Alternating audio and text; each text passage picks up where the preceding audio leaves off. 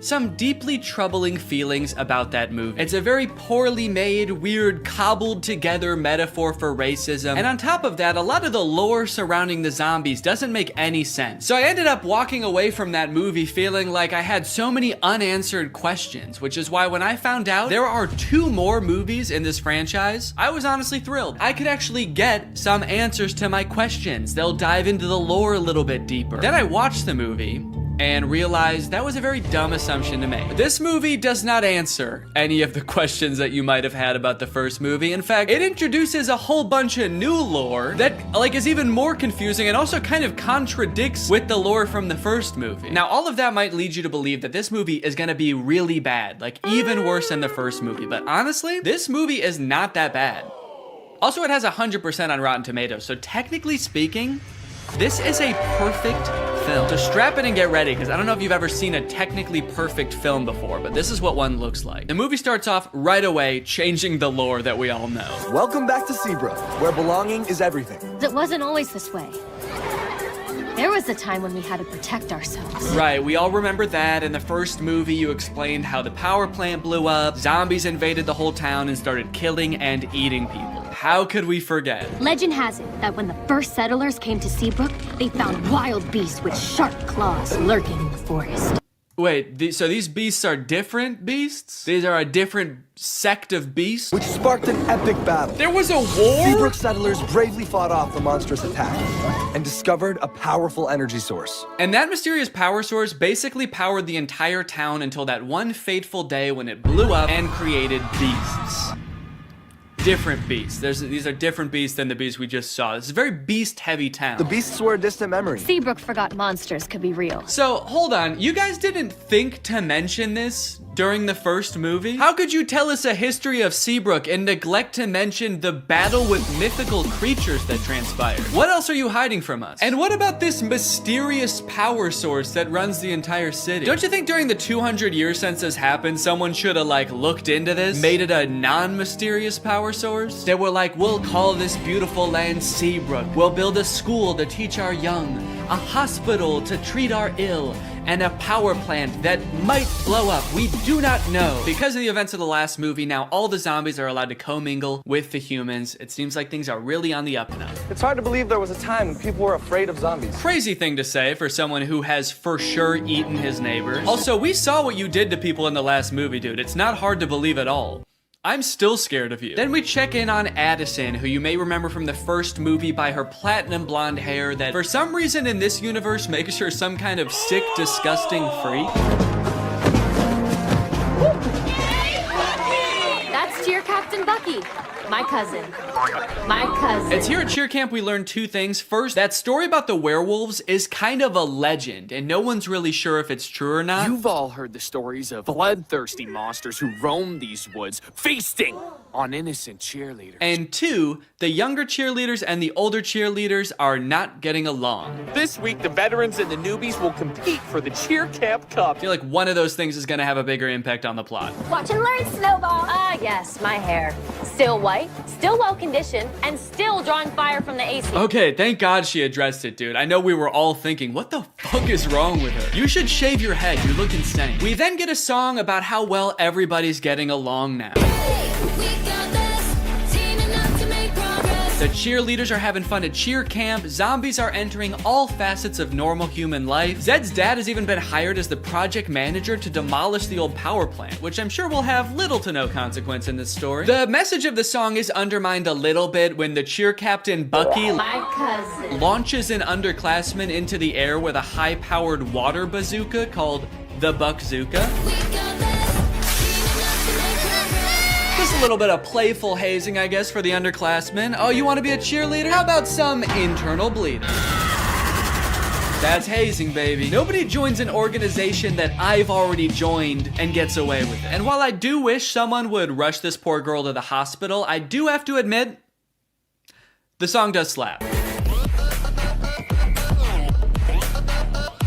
The music in the first movie sucked in my opinion, but the production quality of not just the music, honestly, but the whole movie is way better in this one. Probably as a result of the success of the first movie. The first one was very popular. So they were like, look, this next movie, you know, It's not gonna make any sense, but it's gonna look fantastic. The lighting on that girl as she flies through the air with 12 broken ribs is gonna be so good. I wish that I could call. I hope you get my letters. Addison is hoping that Zed will write to her while she's at cheer camp. They have a bit of a love connection going on, as you'll remember from the first movie, but Addison never will get those letters because the older cheerleaders are shredding them and turning them into pom-poms for the underclassmen to use. Addison, I hate to say it, I don't think these cheerleaders are teaming up to make progress with you. I think they're conspiring to ruin your life. On the way home from cheer camp, love is in the air. Cheerleaders are asking each other to prawn. Yes! I got invited to prawn! Which is Seabrook's version of prom. Their mascot is like a shrimp or something, so I guess that's why it's called that. And for the first time this year, zombies are allowed to go to prawn. Bree is actually hoping that Bonzo will ask her to prawn. Getting invited to prawn sounds great, but Bonzo won't even look at me. Meanwhile, Bonzo is locked in on her, carving her face into a threatening-looking apple. And Addison gets a surprise of her very own because Zed has devised a very intricate way of asking her to be his date. Addison, will you?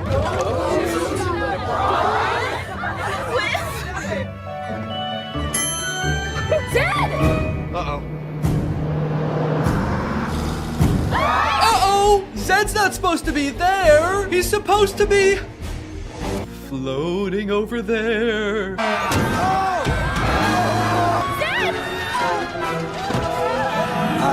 Addison, help! I'm gonna fucking die! Addison! The bus crashes into a gated forest called the Forbidden Forest, and Addison goes running off to find Zed, but what she ends up finding are werewolves. We're surrounded by werewolves. So here's where the movie started to lose me a little bit, and I know this is a perfect film, so this is probably something wrong with me, but I feel like when I look at these werewolves, they're not werewolves. They're just teenagers living in the woods wearing dead animals. You might be thinking, okay, these are people who are gonna become werewolves at some point. No, these are what the werewolves look like. They even go out of their way to show a full moon in one of the shots to be like, no, this is as werewolf as they're gonna get. These are outdoor teens with dead animals on. That's what werewolves are. And that's just how it is for the entire movie. And on one hand, I guess I understand because like true to form werewolves would probably be super expensive to do and make look good. But also, you guys didn't have to make a movie about werewolves. That was your choice. You already had a whole universe with zombies in it. You didn't have to add another creature. Or you could have kept the movie exactly the same as it is and just not called them werewolves. You could have made up a new creature. Just called them outdoor teens. It would have made sense. But no, you had to drag werewolves into this. You said this movie will be about werewolves. It will be an integral part of the story. And our costume budget will be $4. A few scenes later, a werewolf sneaks into the town of Seabrook and finds a drawing of like an actual werewolf that Zed's little sister drew, and he takes it back to the other werewolves and they all start making fun of it. Looks nothing like us, Wyatt. It's like they're trying to gaslight us. Werewolves don't look like this. Werewolves never looked like this. You'd have to be some kind of dumb, uneducated zombie child to think that us wolf people bear any resemblance to those half-wolf, half-people. After word gets out that Addison had this encounter with the outdoor teens, the whole town is a mess. Dad, everything is fine. It's not fine. There are werewolves circling us right now, waiting to attack. They jump to the conclusion that the werewolves want to attack them so bad. Addison leaves the interaction totally unscathed. They didn't do anything to her, but the whole town, even the zombies, are like, ooh, the werewolves want to kill us so bad. We better kill them first. And eat them. Typical zombies. So the leaders of the town decide to reinstate all emergency monster laws. All anti-monster laws are reinstated. This sets up one of the big conflicts in the movie because, as you know, Addison wants to go to prawn with Zed, but one of these anti-monster laws is that zombies aren't allowed to go to prawn anymore. Zombies can't go to prawn.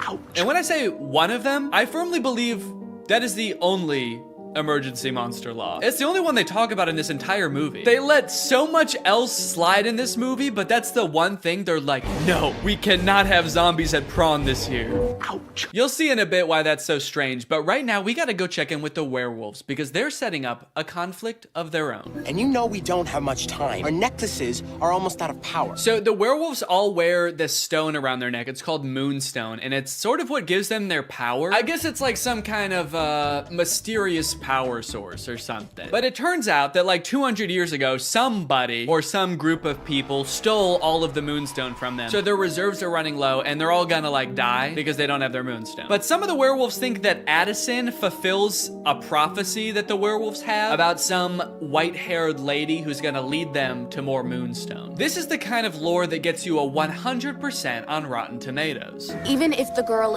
is the great alpha. A girl? The great alpha? I'll believe it when I see it. Even if the girl is the great alpha, how do we find her? I found this in the woods. It's hers. We'll track her down with our keen sense of smell.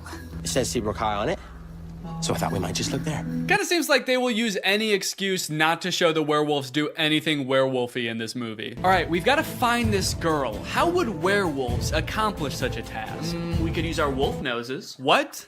No, no, what is wrong with you? No! We could ask around? Yes! Also, for those of you wondering, yes, that is baby Ariel from Musical.ly. She used to be like the most followed person on Musical.ly. I always wondered what happened to her. Guess she lives in the woods now. We find the girl, and if she's the great alpha, she'll tell us where the moonstone is hidden. We go in the morning. We go tonight. That's right, they're not gonna wait around, they have to go tonight. So they march out of the Forbidden Forest, down the streets, and into Seabrook High, singing about how they own the night. Then they open up a vent and crawl into it, and they wait until morning. So, kind of seems like they didn't really need to go at night, did they? They all file into the vent so dejectedly. They're like, maybe we should have researched what this place is. I guess we don't know what a school is. They're not here at night. Imagine they accidentally went on like the last day of school before summer. A janitor finally comes in after 80 long days and finds 20 dead werewolves in a vent. That day at school, Bucky and Zed both decide to run for class president. Zed because he wants to reallow monsters to go to prom, and Bucky, I don't know, he probably wants to like divert more of the school's funding towards an unmanned drone for the cheerleading team. But then, suddenly, I will make Seabrook a place that embraces zombies and werewolves. What? Where? Oh, there? What a lucky guess. How can you tell? People peering in through glass doors? Yep. Those teens live outdoors. Man. Will, we can't go to war with the whole town. We'll never find the moonstone if they're on high alert. Yeah, dog, I think that ship has sailed. You guys just charged them growling and gnashing your teeth. I think they're on high alert. Hey, all that stuff we did back there, that was just, we were just messing around. We're just a bunch of friendly teens. Don't look at her. Do not look at her. Sorry. We werewolves so admire your town, and we just came here to join your school. Okay, well, that's obviously not allowed. You guys were about to kill them, and also the emergency monster laws are in effect, and there's definitely one forbidding such things. Technically, the Forbidden Forest is within the school district. What? So welcome to Seabrook. What? Wow, guys. The emergency monster laws are working great. No, you did so good. You did such a good job. They were so close to killing you, and they only stopped because they found out Bonzo's not allowed to prawn. So, good rule. So just like that, the werewolves enroll at Seabrook High. And wait a minute.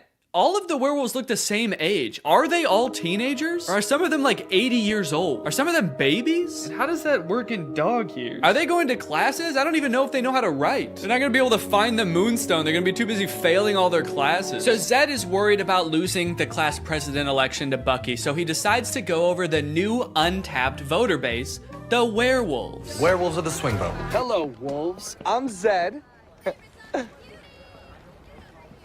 Do it like the zombies do. Yeah, for some reason I feel like the werewolves aren't gonna care who becomes the class president. They don't know what a president is. They don't know what school is. They live in the woods and they wear moonstone, dude. You have no fucking clue. Come on, we've got moves to bust.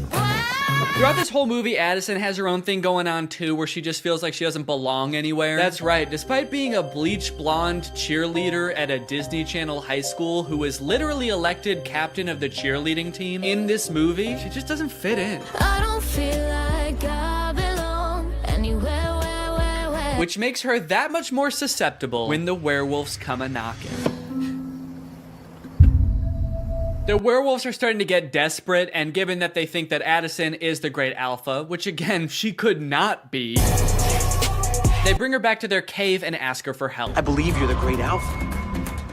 I believe you're a werewolf. That's it. That's why she doesn't fit in. That's why she has ugly hair. It's because she's a different species. It finally makes sense. So they do a little dance, they do a little wardrobe change, and now she's a werewolf. Damn, that was a fast costume change. Did she know they were gonna rip her clothes off down there?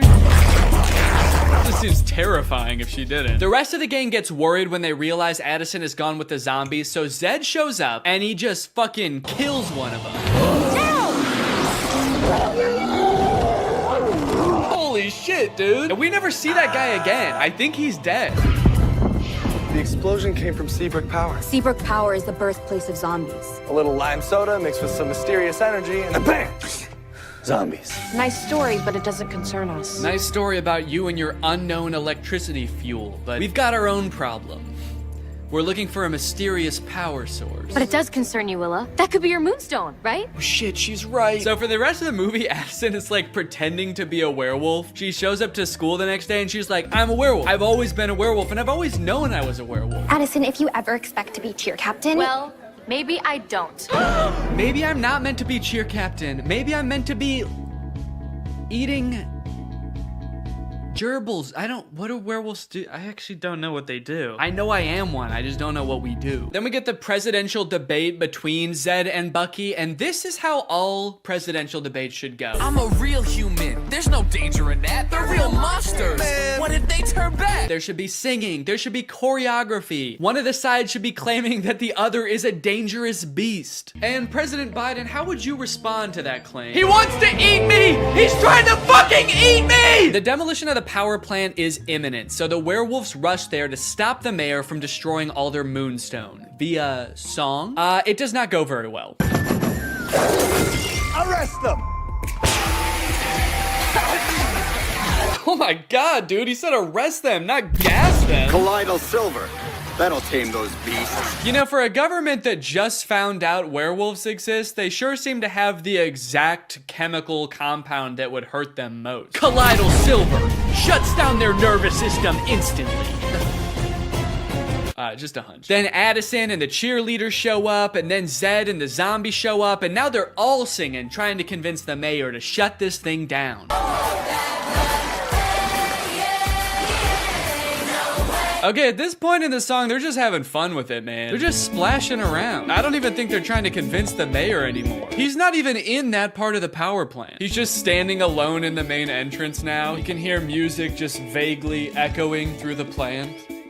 Okay, I get it. I think I figured it out like 20 minutes ago, guys. Okay, so I've got good news and I've got bad news. The good news is they decide not to blow up the power plant. Stop the detonation. The bad news is the demolition guy accidentally does it anyway. Well, shut it off. I can't! And also, Addison finds out she's actually not a werewolf.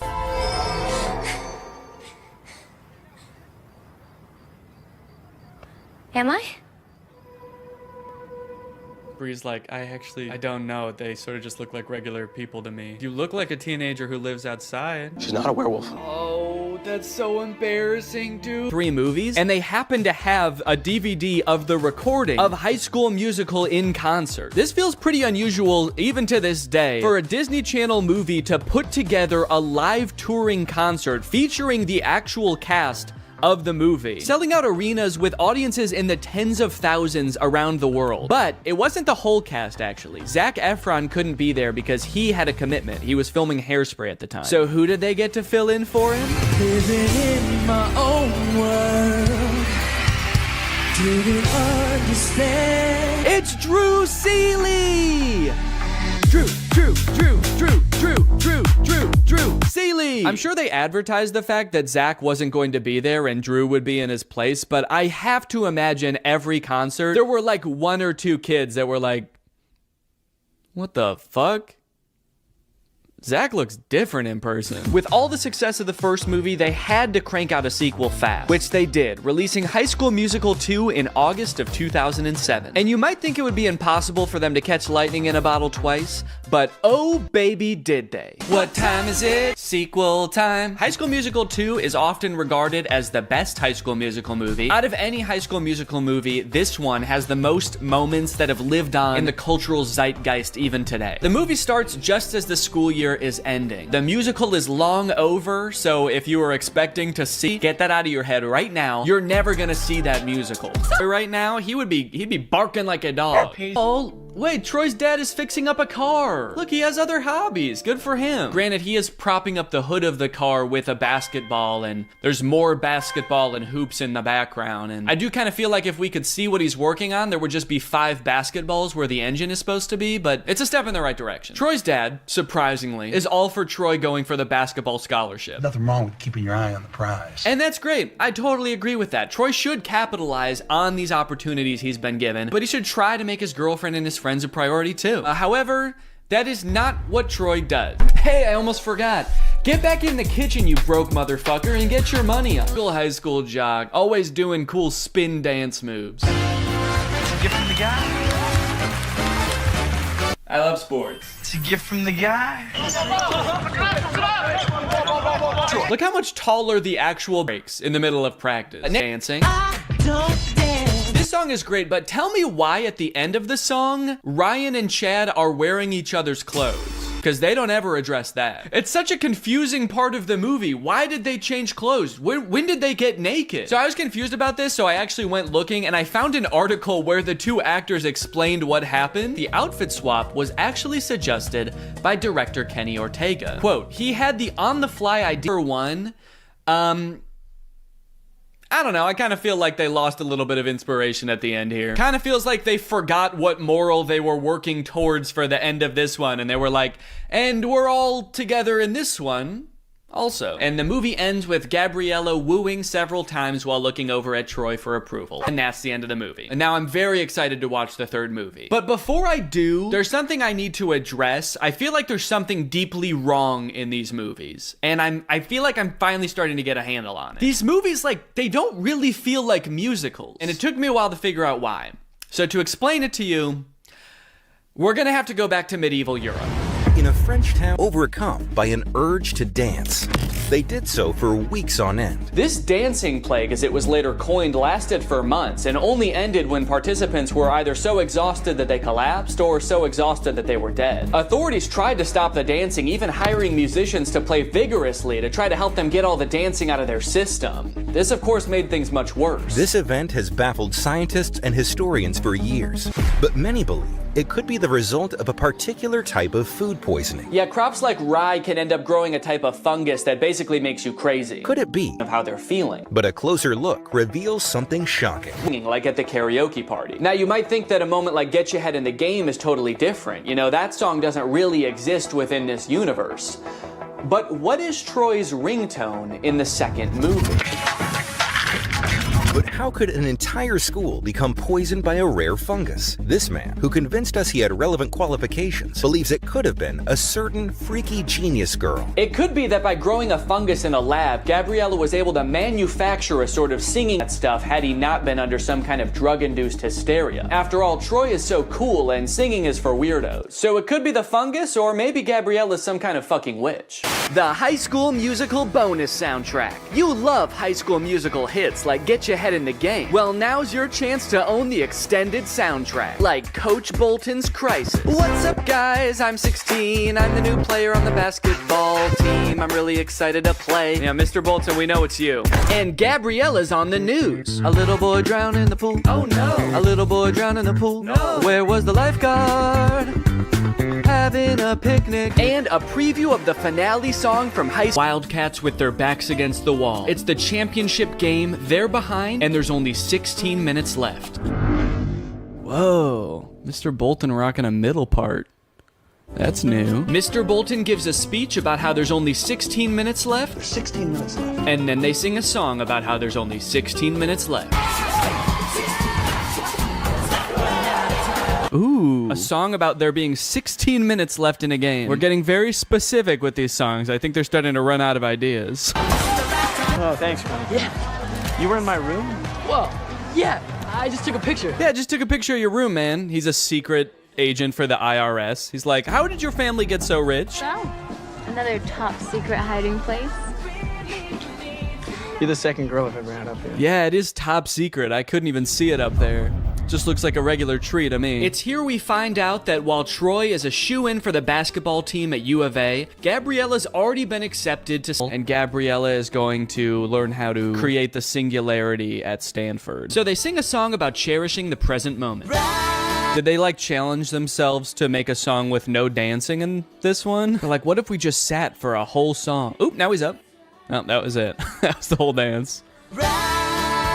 Nah, it doesn't work with this song. Juilliard is considering 4 of you for 1 available scholarship. Sharpay Evans, Mr. Ryan Evans, Miss Kelsey Nielsen, and lastly, Mr. Troy Bolton.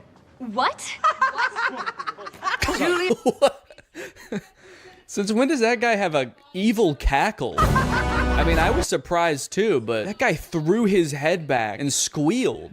Did he submit his name to Juilliard as some kind of evil plan to get him killed? They're trying to come up with some ideas for the spring musical, which I'm just now realizing they write every year. Like, they don't do a pre-existing musical. They write their own musical every year. All of you will create it. That's why in the first movie they call Kelsey to get some ideas. Miss Darbus asks the seniors about their future. Your future. It's easy. It's U of A. Hoops all the way. Yeah. Miss McKessie. Is University of Albuquerque like a really good school for basketball? I feel like I've never heard of them before. All the basketball players are like, we gotta get to U of A, man. It seems like that's just like the closest college that has a basketball team. Meanwhile, Gabriella's going to Stanford, Sharpay's going to Juilliard, and they're like, I don't know, we can go play basketball down the street. For the record, the reason I've never heard of the University of Albuquerque is because it's a Catholic liberal arts school that actually closed in 1986. So I guess these characters live in some sort of alternate dimension where it stayed open and went on to become a basketball powerhouse. Mr. Bolton. Mr. Bolton. Yeah, All of a sudden, he doesn't know if he wants to go to Juilliard or U of A. See, he really never did care about Gabriella. He just wants to sing. Somebody just let this kid sing. Just tell him it's okay. Imagine having everything. Jeez, that song started so abruptly. No intro, no build up. It's kind of scary. Oh, this is a look into some kind of strange alternate future where Troy chose neither basketball or Juilliard and became a stalker. I want that to be how this movie ends. Troy choosing between 2 incredible futures, and instead he just throws his life away. It's like, I can't decide. I don't fucking know. Ms. D said that there's only 1 scholarship. There's 2 of us. Wait, they're doing this to compete for a scholarship? Not even just a place at Juilliard? If I know anything about these two, it's that they can both afford to go to Juilliard. Why do they need to take the scholarship away from somebody else? Which one do you think I should wear? Well, I've never been asked to a prom, but this almost sounds like an invitation. Did she say she's never been asked to prom? What about last year? They were dating last year. Troy didn't want to go to prom with her. His dad was probably making him run basketball drills. The only place you're going, Troy, is downtown with the ball. Make sure you bring the ball. Time for another song about how much Troy and Gabriella love each other. There's already like 2 very sentimental songs between these two. They are really setting us up for heartbreak, I feel. And also just spending like an unnecessary amount of time being like, these two are in love, okay? Don't forget that they're in love. That way, when whatever happens, we're gonna all be sad, all right? So that way, when Troy picks U of A and Gabriella gets hit by a bus, it's gonna be sad. I think they're gonna end up going to the same college. They couldn't possibly end this entire series by being like, they didn't actually like each other that much. They're just gonna call it quits. Where's our clothes? Yo, Rocket Man. Why do I feel like they're about to haze these kids? You know, we weren't just given these lockers. We had to earn them. Right. Oh, they're definitely about to haze these kids. Now drink this entire bottle of Absolute. That'd be a crazy twist in this movie. Just a little hazing. Troy is not better than doing some hazing. Oh, I thought I heard you. I was just making some snacks inside. Are you guys hungry? Only if it's your brownies. I've had them. Bring those out here. Could you take me after school to check out that tuxedo? Tuxedo? For what? For prom. Oh, honey. If that's what you call an invitation, you'll be dancing with yourself. He's like, okay. I wasn't inviting you. I'm gonna ask Miss Darbus. Then comes a song about getting ready for prom featuring, I think, the funniest moment in any of these movies. I think this tux is too baggy, too tight, it makes me look weird. Yeah, this movie's kind of funny, man.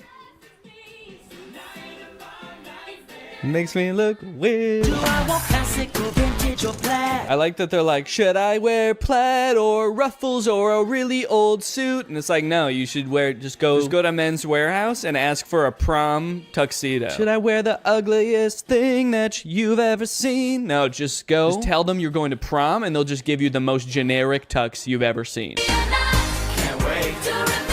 This reminds me of when I was a senior in high school and I was getting ready to go for prom, and I sang this song called It's Gonna Be the Night to Remember, and me and all my boys got dressed up in weird suits and they had bags. And yes, they left together. In fact, it kind of feels like, have you ever seen people who have edited The Big Bang Theory so that it doesn't have the laugh track to show how like bad all of the jokes are? Who are you? Oh, I'm Denise, the new assistant manager. That's kind of what this movie feels like. Why are your eyes all watery? Because I'm high. That's way better. Bazunga. It's so fitting that this movie feels like a bad YouTube video from 5 years ago, because I'm pretty sure they filmed this at Rice Gum's old house. Did something happen in that house? Is there like a curse? 100 years ago, one of Hollywood's earliest YouTubers died in that house, and now all the content that's created there is cursed to be mad disappointing. Okay, so now they got to investigate what's happened to Apple. London's phone is broken, so he can't contact her, so the only thing he can do is go looking for her. So he goes to the last place she was seen and talks to Pete Davidson. Did you see Apple? Yeah, she was just here like 2 minutes ago. Did she say where she was going? You know what? She did. She actually... No, are you fucking crazy? You guys never talk to me. I mean, the only reason you know my name is because it's on my name tag. Right there. B-E-R-R-Y. Barry. Pete Davidson feels like he's not really invested in this movie at all. He breaks the fourth wall a little bit too much in this movie. He reads his name tag like he's making fun of the fact that it doesn't say Pete Davidson. He's like, Barry? That's not my real name. My real name's Pete. It's funny because I'm very clearly Pete Davidson and not some guy named Barry who works at a valet stand. There's also a scene later on in the movie where he looks directly into the lens of the camera. I think they could have cut that out. Well, talking to Pete Davidson, Barry. It's just so funny that he's pretending to be Barry. Talking to Barry didn't get him any leads, so I guess that means now it's time to go to his audition. Sorry, he breaks into Apple's house to find clues? Find clues, please. Find clues of what? What might she have left lying around that would indicate whether she made a typo this morning or not? They find a bag of her fingers? She was missing her fingers this morning. That's why she fucked up the tags. Oh. We should probably call the police, right? I'm not breaking into my girlfriend's house.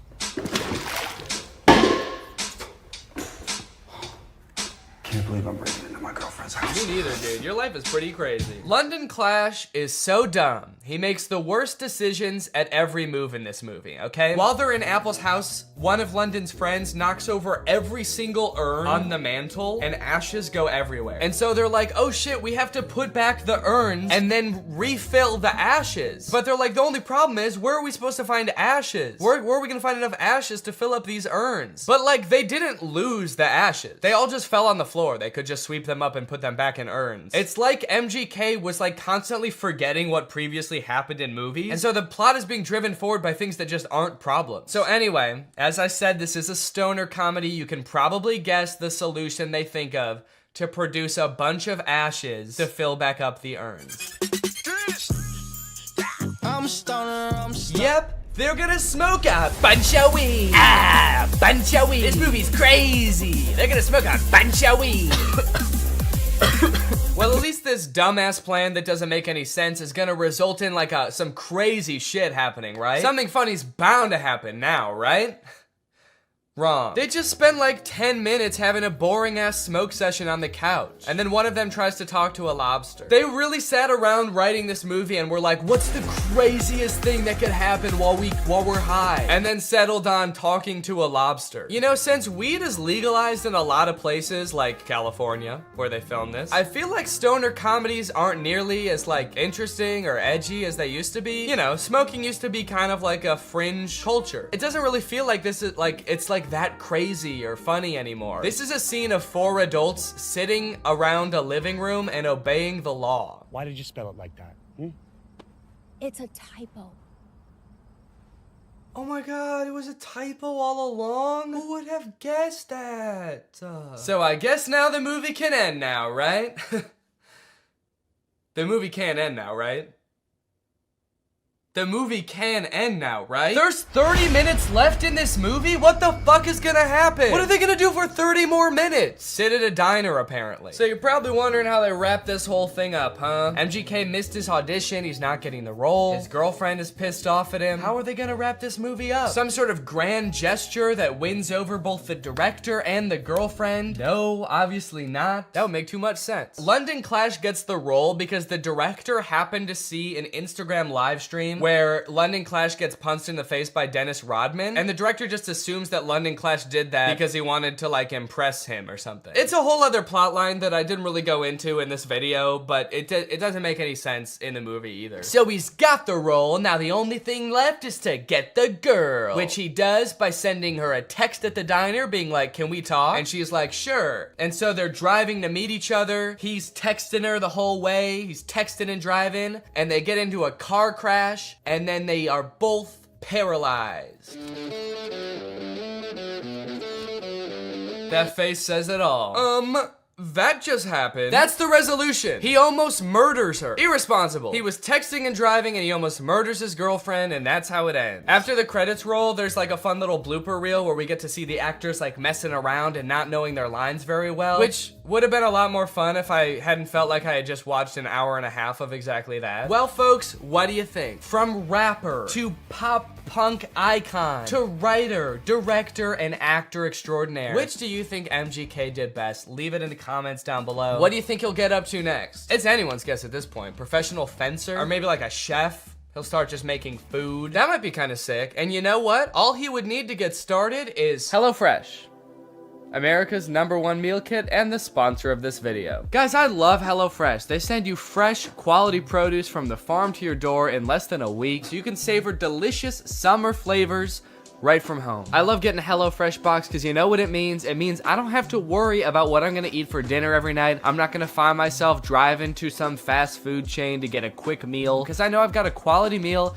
that I can whip up in like 35 minutes right at home. And I know it's gonna be tasty, I know it's gonna be healthy. If you're trying to stick to a particular health goal, HelloFresh has you covered because they have veggie options, fit and wholesome options, and pescatarian options. So HelloFresh fits a variety of lifestyles. Their plans are super flexible. You can pause 1 week if you want to, you can add more food 1 week if you want to, and even if you're on vacation, you can change the delivery address to deliver to your vacation destination. And then you can have home-cooked meals when you're at the family reunion. HelloFresh is the very first carbon-neutral meal kit company, and nearly all of their packaging is recyclable. They help cut down on food waste because they send you pre-portioned ingredients so you're only using what you need. So if you want to check out HelloFresh and have a flavorful summer, then head on over to HelloFresh.com. Use my code TrulyGreg16 for up to 16 free meals and 3 surprise gifts. That's HelloFresh.com. Thanks to HelloFresh for sponsoring this video. Thank you to you guys for checking out HelloFresh.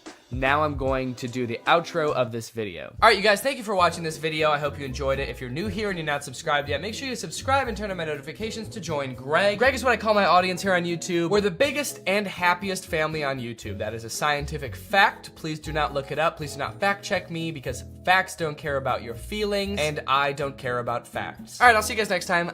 Bye. Hello, Greg. Why are movie studios making bad movies on purpose? I swear to God they are. I'm sure most of us by now have seen clips from the new Pinocchio movie. Father, when can I leave to be on my own? And that had me pretty skeptical, honestly. You're trying to tell me they made it and they were like, the main selling point of this movie is that it will be good? No chance. And now I've recently seen people talking about this movie Marmaduke. It's about a cartoon dog voiced by Pete Davidson. It has 0% on Rotten Tomatoes. I've watched it and it is in fact the worst movie you'll see this year. And it just really seems like they're trying to make bad movies on purpose. This movie is just heinous. It feels like Netflix just like fed an AI a bunch of scripts of bad movies until it spat out Marmaduke. This movie is not good at all. I think it has 0 redeeming qualities, actually. There's nothing good in this movie. I would even give it a negative score if I could. I like that I said that as if there's something stopping me. I'm my own entity. I'm not limited. I don't have a boss telling me I have to give it a positive score. I'm gonna give it a -6 out of 10 movie. Marmaduke was some fucking dog. Dude, I don't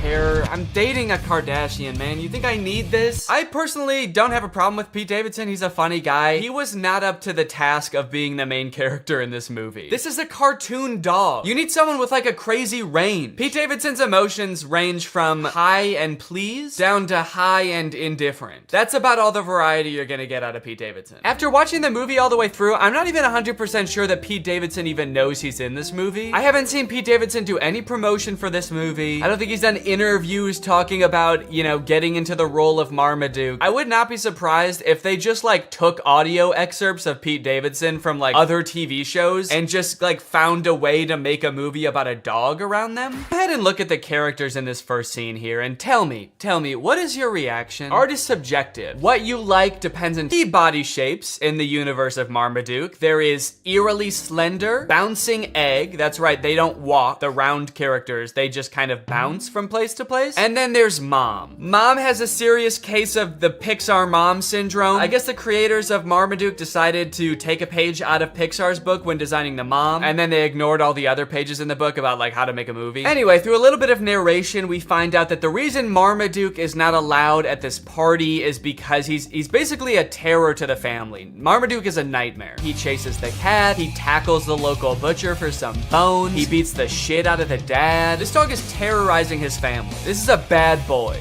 Guy, being like a world famous dog trainer, sees Marmaduke, this poorly behaved monster, and decides, hey, this would be kind of an interesting challenge for me to transform Marmaduke into like because he's like rich and British. And I think that it's the law in cartoons that the bad guy has conversations. So who is speaking the other one's language? Is Marmaduke speaking English? Or is the trainer barking at Marmaduke? Like if you were to walk by the park where Guy is training Marmaduke, is Guy just going like, arr, arr, arr? This movie is completely uninterested in answering this question. It is time for Marmaduke to enter his first dog show. This is where we meet Marmaduke's main competition and basically the villain of the movie, this beautiful dog Zeus. This part is very disturbing.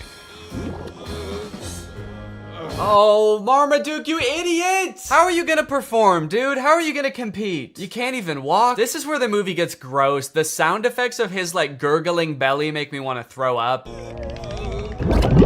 Then he somehow becomes skinny by farting once. I guess he farts out all the food in one foul fart. And when I say foul fart, that shit does look foul. When he of his fart gas like envelops the entire crowd, people are screaming. I think he might have killed people, honestly. This is just an awful scene. I don't know why the writers thought that this would be fun. For anyone, even for kids, it's like, is your dog pooping in the wrong spot ever that funny? I don't think I've ever like come home and my dog is like pooped somewhere she wasn't supposed to and been like, that's hilarious. That's actually good one, Sunday. Dude, you fucking killed it. I should be mad, but that's actually mad funny. To be fair, if I did have like a comically big trophy in my house and I came home and the dog had pooped in the trophy, that actually might be kind of funny. But not if she was also like sitting on top of the trophy as like a shriveled up skeleton and my house was full of noxious gas.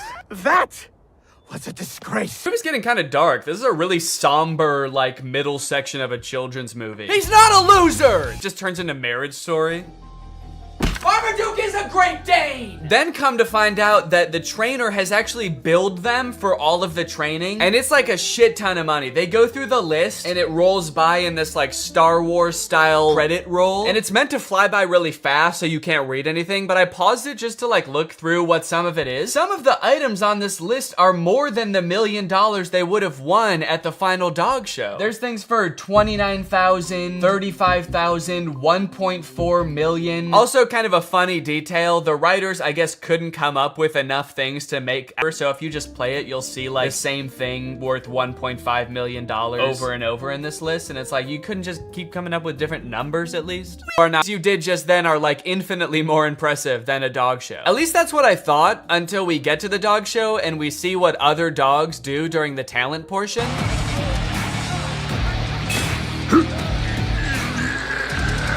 Zeus actually hypnotizes the crowd. That's actually pretty impressive. Yet another use of magic. I like that they're really doubling down on that in the third act of this movie. Also, I'm getting a lot of parallels from the Disney Channel original movie Zapped in this movie. Although I don't think anyone beat the shit out of a dog in that movie. Also, hang on a second. If hypnosis exists in this universe and it is like a thing that can be done effectively, why the hell did the trainer need to make a dog do whatever you want? What sick thrill did Guy get out of assaulting Marmaduke? It's almost like that wasn't even training and he just, like, what if he did just does the dumbest shit? His boy owner gets on his back and they just like run around the stadium. I'm sorry, Marmaduke, but that was not impressive at all. We literally all just saw magic happen. We saw a bulldog lift up a building. I know I keep mentioning that, but that was insane. We all just saw an entire crowd get hypnotized by a creepy blonde dog, and Marmaduke's like, yeah, but can you do this? Are you trying to bankrupt your family, Marmaduke? Because that's what's gonna happen if you keep this shit up. Are you trying to destroy your family's lives? You're going to. Keep dicking around on the ground like that with no talent, and you're gonna destroy their lives. It's happened before, it'll happen again. Okay, a little plot twist happens at the end of the dog show. Zeus, the beautiful dog, wins. Obviously, he hypnotized the judges, so we kind of thought that was gonna happen anyway, but it turns out that one of the judges is actually Zeus's trainer in disguise, so he gets disqualified from the talent competition. I kind of feel like it was pretty dumb of him to do that because he had a shot at winning anyway. It's not like he was like a total underdog. Dude was basically an overdog. He was actually bound to win. He hypnotized everybody. There's gonna be an ending song. I don't know, man. You tell us. Hit it. All right, well, yeah, that's Marmaduke. Let me know what you thought. And now it's time to talk about our sponsor. Hello. Guys, did you know in the US it's legal for your internet service provider to sell your data to other companies? They can sell it to ad companies. Heck, they can sell it to whoever they want. This seems pretty screwed up to me. I don't know why this is legal, but what I do know is that Marmaduke is probably responsible. Luckily, today's sponsor, ExpressVPN, puts a stop to this by rerouting 100% of your network traffic through their secure encrypted servers. Those are servers that are both secure and encrypted. ExpressVPN also masks your device's unique IP address, making it much more difficult for like big tech companies or advertisers or really strong dogs from tracking you and matching your activity back to you so they can collect your data. There's a ton of great reasons to use ExpressVPN. You can unblock content that's not... You may have noticed something a little bit different. There's a microphone in the frame. I got a new stand for my microphone, and apparently the only way I can get it like close enough to me is by having it slightly in frame. So I hope this isn't super distracting. This would be kind of a crazy way for like one of those faceless YouTubers to film videos. What's up, guys? So today we're going to be talking about Zapped. And after watching this movie, I'm starting to think that the writers of Disney Channel original movies are not capable of writing a movie that's not about a teenager trying to control the opposite sex and mold them and craft them to their liking. You got Pixel Perfect, a movie about creating like the perfect girl pop star, How to Build a Better Boy, pretty self-explanatory in the title on that one. And then you got this movie Zapped, which is about Zendaya discovering that her dog training app can actually train boys. Takes the opportunity to complain and just make her mom, I guess, like feel bad for marrying a guy. It's the happiest day of her mother's life. And also this guy, her new stepdad, is the happiest day of his life. And her speech is like, I hate my new family, my new stinky family. And this wedding will certainly ruin my life. To make matters even worse, towards the end of her speech, the boys lose control of their pet dog, who is at their wedding for some reason. They lose control of the dog, and the dog goes crazy and knocks like a chocolate fondue fountain all over Zendaya. And at this moment, I couldn't help but remember that Zendaya's character in Euphoria is supposed to be the same age as Zendaya's character in this movie, and their lives are drastically different. Throughout this movie, you will find that the characters are like super weird. They're like caricatures of people that don't exist in real life. And to show how much it's gonna suck really living with the boys, the writers of this movie decided to have the next day start with Zendaya's new stepdad screaming in the hallways, getting everybody ready for school. But then when he sees Zendaya come out of her room, he like doesn't know how to talk to her. Hey, morning, sport. I mean, hi, girl. Hi, girl. It's like, dude, you're 50. Have you never talked to a girl before? The movie then establishes why each one of the new guys that she lives with is like gross in some way. One of her little brothers is really messy. The other one's always like cooking gross stuff.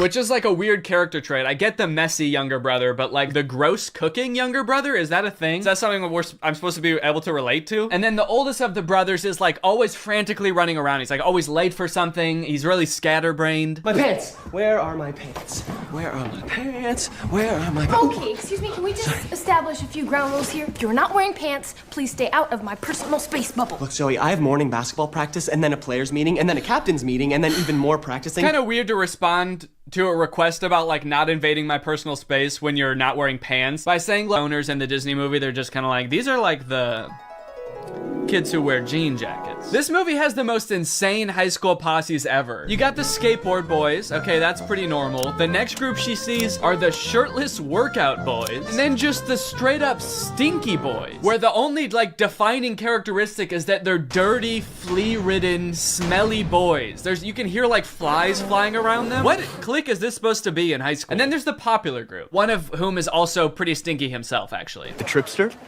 The Tripathon? It's me. I'm Trip. Oh. Fart bomb. Oh. The movie sort of writes this off as like, well, this is just something boys do, you know? New school, you gotta kind of accept what boys come with it, you know? Boys will be boys. No, that is actually not what boys do. That is something that just one very specific boy does. It's me. I'm Trip. And he needs to be stopped. I cannot remember a single moment in high school where a boy walked up to a girl, let alone like the new girl who's already like scared and doesn't know anyone and is like, hey, I'm gonna fart in your face now. Welcome to the school, smell my ass. But it's not all bad though. She does make a friend on her very first day. And in typical Disney Channel movie fashion, she is wearing a fedora. Every Disney Channel movie has to have a token fedora blazer wearing character. But the boys here are cute, aren't they? All of them. I think we have the highest percentage of cute boys in the entire greater Westlake area. Unlike Zoe though, she actually kind of likes the boys at the school. She's like, sure, they may have their flaws, but they're pretty cute. Wow, you seem a little... Oh, boy crazy? Yeah, that's the official diagnosis.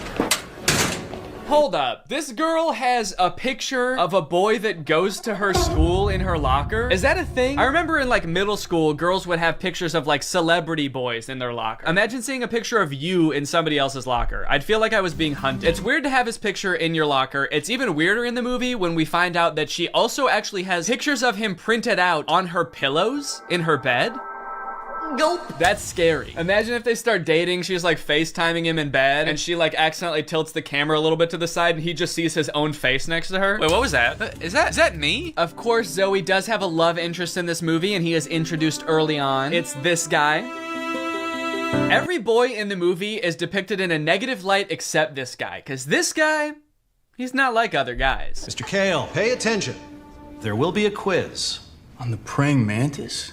Sphodromantis viridis, carnivorous member of the phylum Arthropoda, class Insecta. Wow, he really is different than all the other guys. He knows about praying mantises. Most guys around this school don't know shit about bugs. Yeah, the movie really seems to depict this guy as like the way that guys should be. Guys shouldn't be stinky and messy, okay? Guys should wear beanie and sunglasses and know shit about bugs and be 35. I know I talk about this in like every Disney Channel original movie video that I make, but this guy literally looks like he's 30. Maybe he was held back for being too cool or not not being stinky enough. That seems to be a requirement at the school. He went on stage to accept his diploma, and they shook his hand and they were like, wait a minute, why isn't your hand sticky? Actually, there's no flies flying around you. Get out of here, dude. Back to freshman year. No wonder you do the silent lone wolf sunglass rebel thing.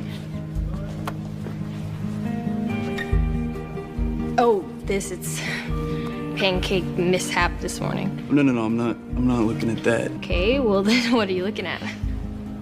I'm looking at you. Creepy. Stops in the middle of the hallway just to stare her down. I think I've got you figured out.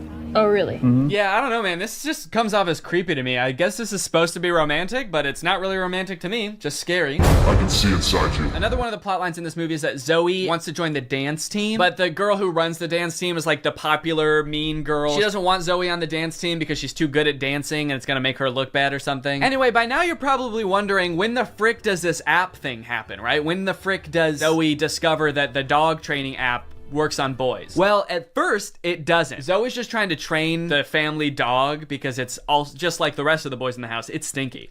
Gross. And it like destroys her room and shit. Breaks this thing that her dad gave to her. She downloads this app called Listen and Obey, which is kind of an ominous sounding app. Sit.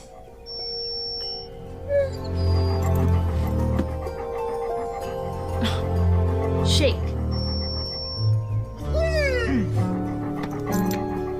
Right away, this app is already clearly cursed with dark magic, right? And the dog can even tell too, because you know what the dog does the second he realizes what's going on? He grabs her phone and runs off with it and tries to destroy it, presumably to break the curse. And then what happens next is honestly the most confusing part of the movie, okay? So the dog drops the phone in the bath. Her brother gets it out and tries to swing it around to get the water out of it. It flies out the window, swings around a satellite dish, slides down a solar panel, and lands in dog food. And from here on out, that app is now able to control boys. Any man or boy this app can control against their will. Sit.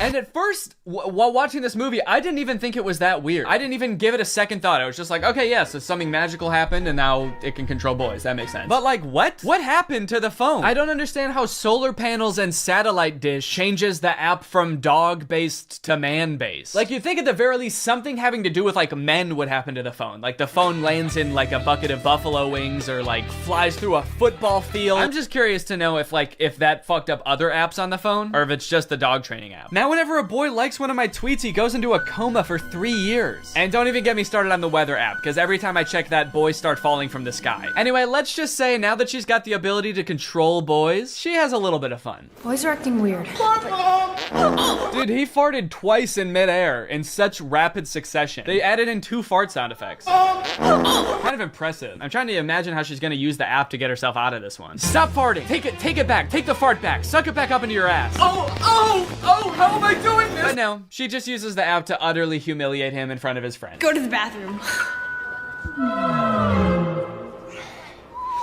Oh, wait, no, not here. I'm still confused about some of these clicks, by the way. Like, what are these nerdy kids supposed to be? Look at this kid in the green sweater. How he acts when nobody high-fives him. What is that acting? I guess your dog app doesn't work on girls. Maybe because girls aren't dog-like enough. They're too catty. Ah, that's funny. Girls are catty. What the fuck does that mean? Boys are dog-like? What the hell? I mean, I guess in this universe they kind of are. They're like flea-ridden, mangy boys. Why do we smell like we smell? So pretty much like the majority of this movie is just Zoe using the app to like get what she wants and make all the boys at the school act exactly how she wants them to. She turns the skater boys into gentlemen. She goes up to the nerdy gamer kids and tells them to like go do yoga instead of playing video games. Let's go do some yoga. And her brothers, dude, don't even get me started on what she does to her poor brothers. I'm taking the brothers' side, all right? They did nothing wrong. Her poor brothers were just living their lives until Zoe moved in and tries to fix them. Be clean. Holy moly, it's filthy in here. Her messy brother, she tells to be more clean, which turns him into this like hyper-hygienic husk of his former self. I need a sponge and soap and paper towels and a power washer. For the rest of the movie, he's literally he's scrubbing everything frantically in a panic. Anytime there's a mess, he's like, I gotta clean it up. She tells the gross cooking boy to cook less gross stuff. Start making less gross food. So he's like cooking 5-star meals for the rest of the movie. And then the oldest brother, she tells him to be more focused. Be focused.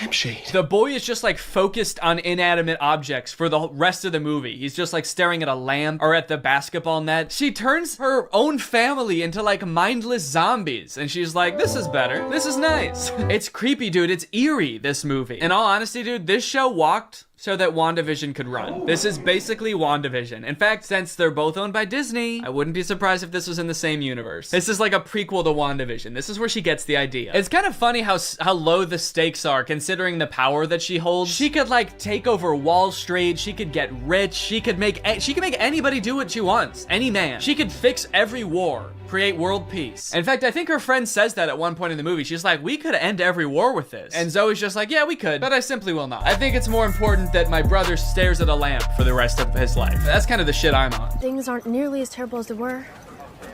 Then again, I'm talking to a dog, so I might just be losing my mind.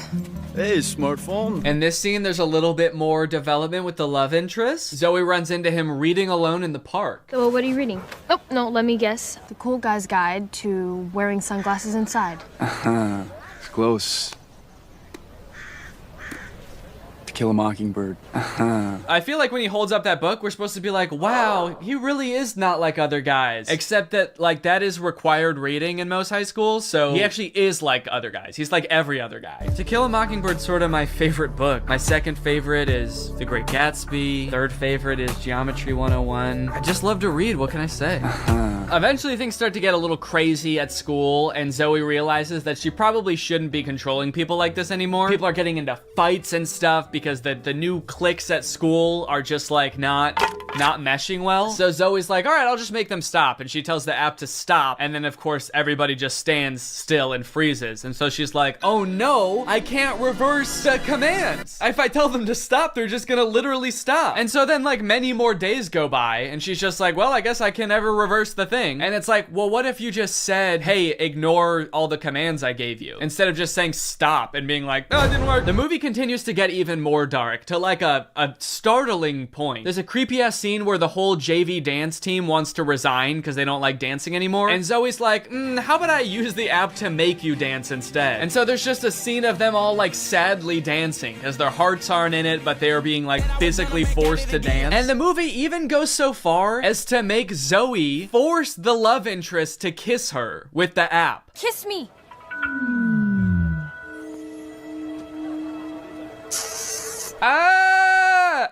She just forced a guy to kiss her. Disney, what are we doing here, dude? What's going on? We need to have a talk with the writers of these movies. Anyway, Zoe feels bad after this, and she gets all stressed because there is a college scout coming to the basketball game. But Zoe's brother obviously isn't playing very well because the only thing he can do is like stare at an object for hours at a time. Welcome to a new season of Husky basketball.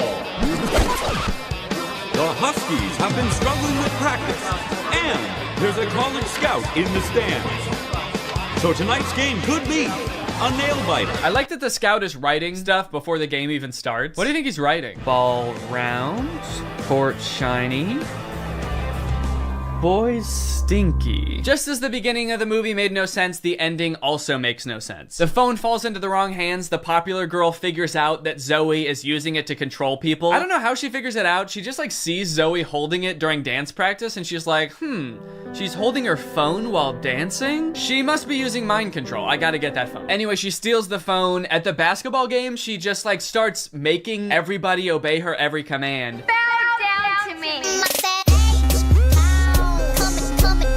In order to get the phone back, Zoe's like, how about I just do whatever you want? I'll do anything you want. Just say the command. Hands. And then this happens. Roll over.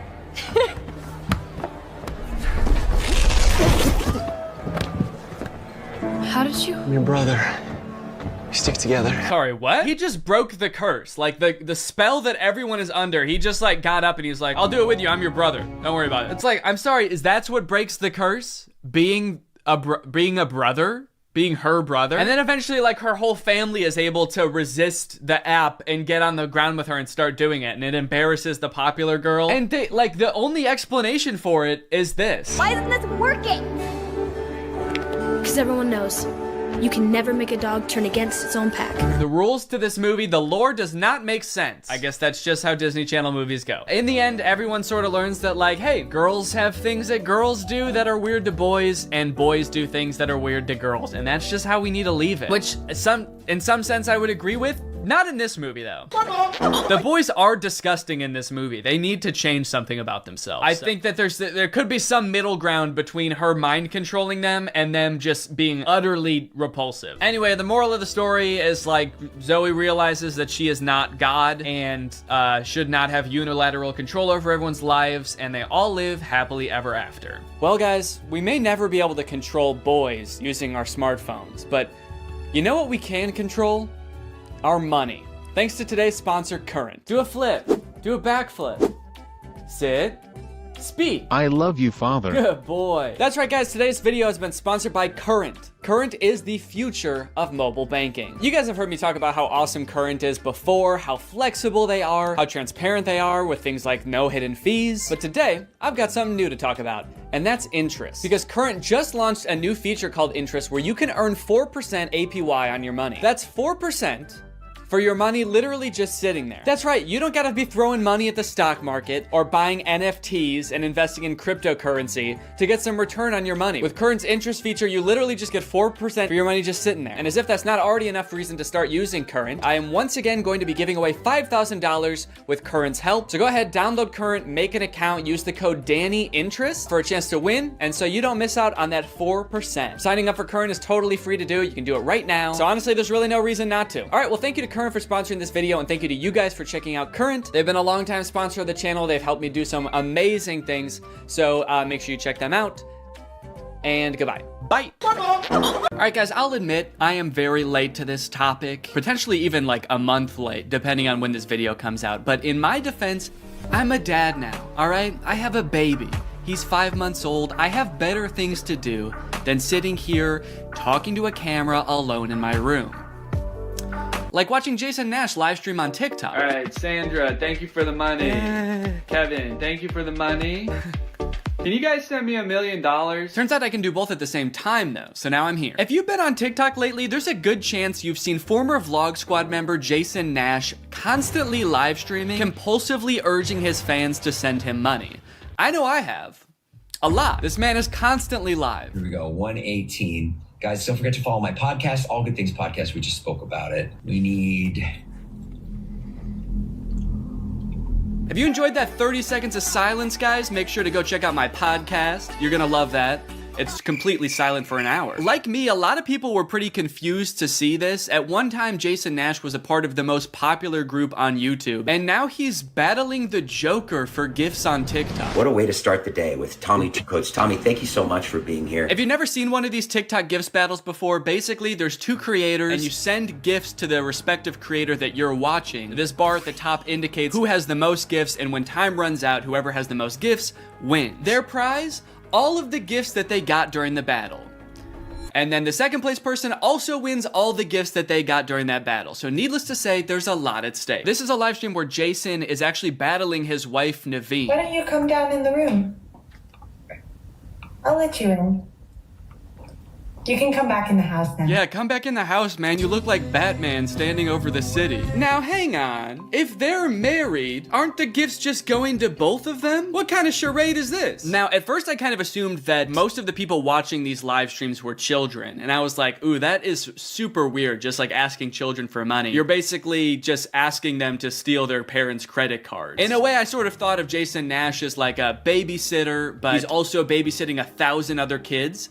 And if you start choking, he's not gonna call 911 because he can't see you. But after tuning into a few of his streams and actually like clicking on some of the profiles of people watching, I realized that it's actually mostly adults, which was very surprising to me. Guys, what are we doing here? Stop that. I promise you there are like 1 billion other better uses for your money than helping Jason Nash's wife crush him in a gift battle. Fun as it may be. The reason I wanted to make this video is because I think that it's kind of a very interesting look at the career span of a creator. It's a pretty new career, all things considered, and like nobody's been a full-time online creator for 40 years, so we don't really know how long this career is supposed to last or how it will evolve over time. So I think it's worth looking at why Jason Nash is here. Between the years of 2016 and 2020, David Dobrik was seemingly at the top of the YouTube ecosystem. What started as David just sort of goofing around and filming his friends as up-and-coming content creators quickly turned into partying all the time, collabing with huge celebrities, huge giveaways, and giant sponsorship deals. And if you didn't watch the vlogs around this time, you might think that David was like the biggest part of them, but it was actually more his friends doing the heavy lifting. David was always behind the camera, and sure, he would laugh a lot, and you'd hear him laugh. But I really feel like the reason people tuned in was sort of to live vicariously through David and experience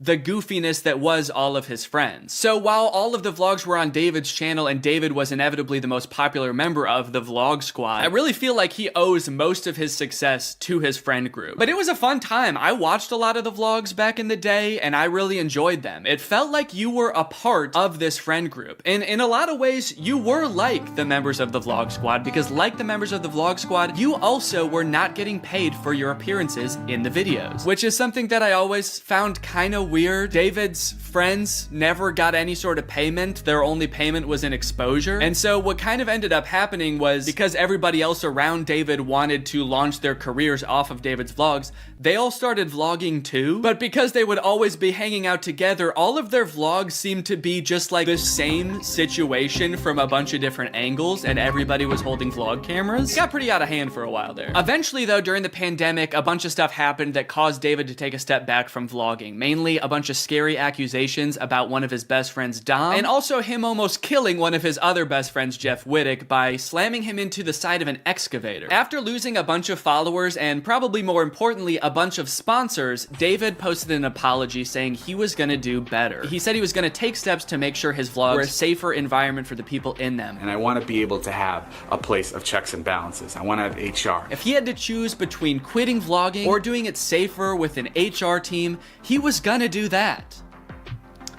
And then he quit vlogging. Currently, David is still presumably very rich. The only place he really posts is on Snapchat, and from what I can tell, he mostly just goes around and tours really expensive houses and parties a lot. He doesn't seem to have any ambitions of creating more content on YouTube. In a lot of ways, he's sort of like the Great Gatsby of social media now. But without David sort of manning the ship that was the Vlog Squad, a lot of the other members basically had to figure out other avenues and other ways to make money and maintain their following after the vlog ended. Zane and Heath have a pretty successful podcast now, so does Jeff Wittick. Carly and Aaron, I believe, have a podcast too. But I feel like Jason Nash out of the entire group is having the most trouble adjusting to the post-vlog era. He has a podcast, but it's definitely not getting the same numbers that his podcast with David did, views, back in the day, which David also quit. Despite them, I think, getting a bunch of really great offers that would have changed Jason's life, David decided to quit because he didn't want to do that anymore.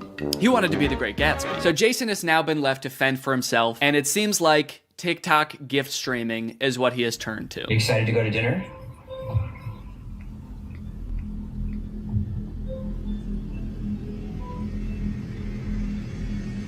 Man, this is content, baby. This is crazy. I didn't know all you had to do is just sit there and stare at your camera and people will just send you money. Why did I write this whole video? So a lot of the response has obviously been kind of cringing at this feeling that what he's doing now is very shady. And I mean, he's not really harming anybody, I guess. It does seem like it's mostly adults sending him money. Obviously, there's always going to be kids online stealing their parents' credit cards, so that's not great. I do get kind of a shady vibe from it just because there literally is no content for you to consume except to send him money. Like, the whole point of this stream is to see how much money Jason can make without having to do anything. That's like the point of the stream. Melanie, thank you.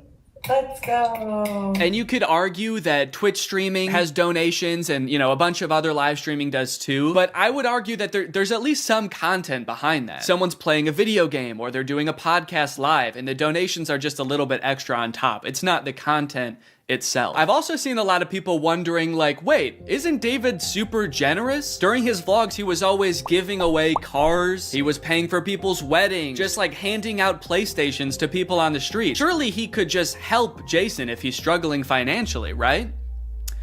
Wrong. From some of Jason's podcast clips, it seems that that is definitely not the case. But before we get to that, I've got to make some money of my own. Alright guys, let's get those gifts in. James, thank you for the llama. Carol, thank you for the sombrero. Brian sent a Arab? Oh. Is this a gift on TikTok Live? Also, how did you get this one? This one's mine. Well, regardless, this is actually pretty convenient because this video is sponsored by Arab. Arab flavors your water using scent-based taste. And, oh, Brian also sent a scent pod? Oh, thanks, man. Okay, so I can put that on. With the scent pod down like so, it's just a normal water bottle. But when I activate the scent pod, air is able to pass through the scent pod and into your mouth, where you can taste the scent. Send me money. I like to bust out my air up while I'm getting work done. It gives my water a little bit more which is what I need when I'm trying to focus. This one right here is lime, and it is excellent. Someone said, come to Brazil. I'm busy. Air up is a unique hydrating experience. You can't get this anywhere else, buddy. No chemicals, no sweeteners added to the water, just plain old water into my plain old mouth. The scent pods come in a variety of flavors. I really like the lime and the peach. My editor, Jake, is really fond of cherry. So no matter what kind of flavors you like, there's there's bound to be a couple for you. If you want to spice up your hydration experience, click the link in the description, get yourself an Air Up, get yourself some scent pods, put your mouth on the nozzle, and suck away. You look really tired today. That is mean. Thank you to Air Up for sponsoring this video, and thank you to you guys for checking out Air Up. Now back to the video. About a month ago, when Jason was in the thick of his live streaming every day, he posted this podcast where he and a bunch of David's mutual friends talk about how different life is now that David's not vlogging anymore. Like, the thing is, like, David's in this, like, moment in his life. Yeah, where he can do anything. Where he just parties. Oh no, Jason, the look on your face, man. Jason's like, don't look bitter, don't look bitter, don't look bitter. Where he can do anything. Perfect. He can do whatever the fuck he wants now. He calls me to play pool. And I'm like, I gotta go live, and I don't expect him to understand that. You don't expect him to understand that you have to work to make money? You know he did that too, right? I wouldn't expect him to understand that, man. He hasn't had to work in, gosh, what is it, 2 years now? I hate to say it, Jason, I think he gets it. I just don't think he cares. Like, I'll say things like, I'm losing my house, and he'll be like, oh, but just go play pool. I just don't think he cares.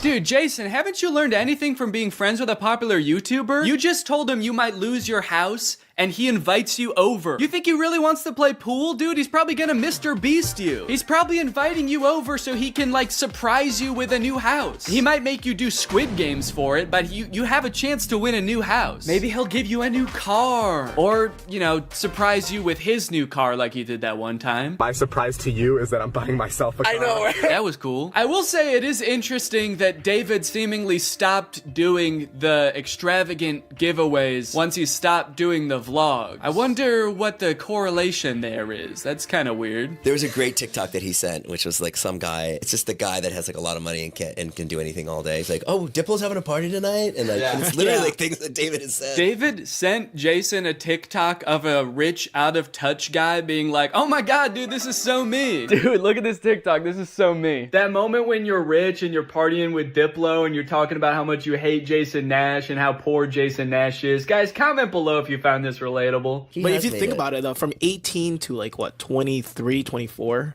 Oh, he was hitting it. He never drank. I don't think he ever drank. Even when we would visit him, we'd be up till like midnight, just like watching the edits, just like. Wow, he worked hard for 5 years? Let the man party, dude. Please do not burden David's poor, gentle soul with your financial woes. Just let the man play pool and play with him, for God's sake. I mean, look, I don't doubt that he worked hard. The dude posted 3 vlogs a week. I'm sure it was a lot of hard work, but you know who also worked hard?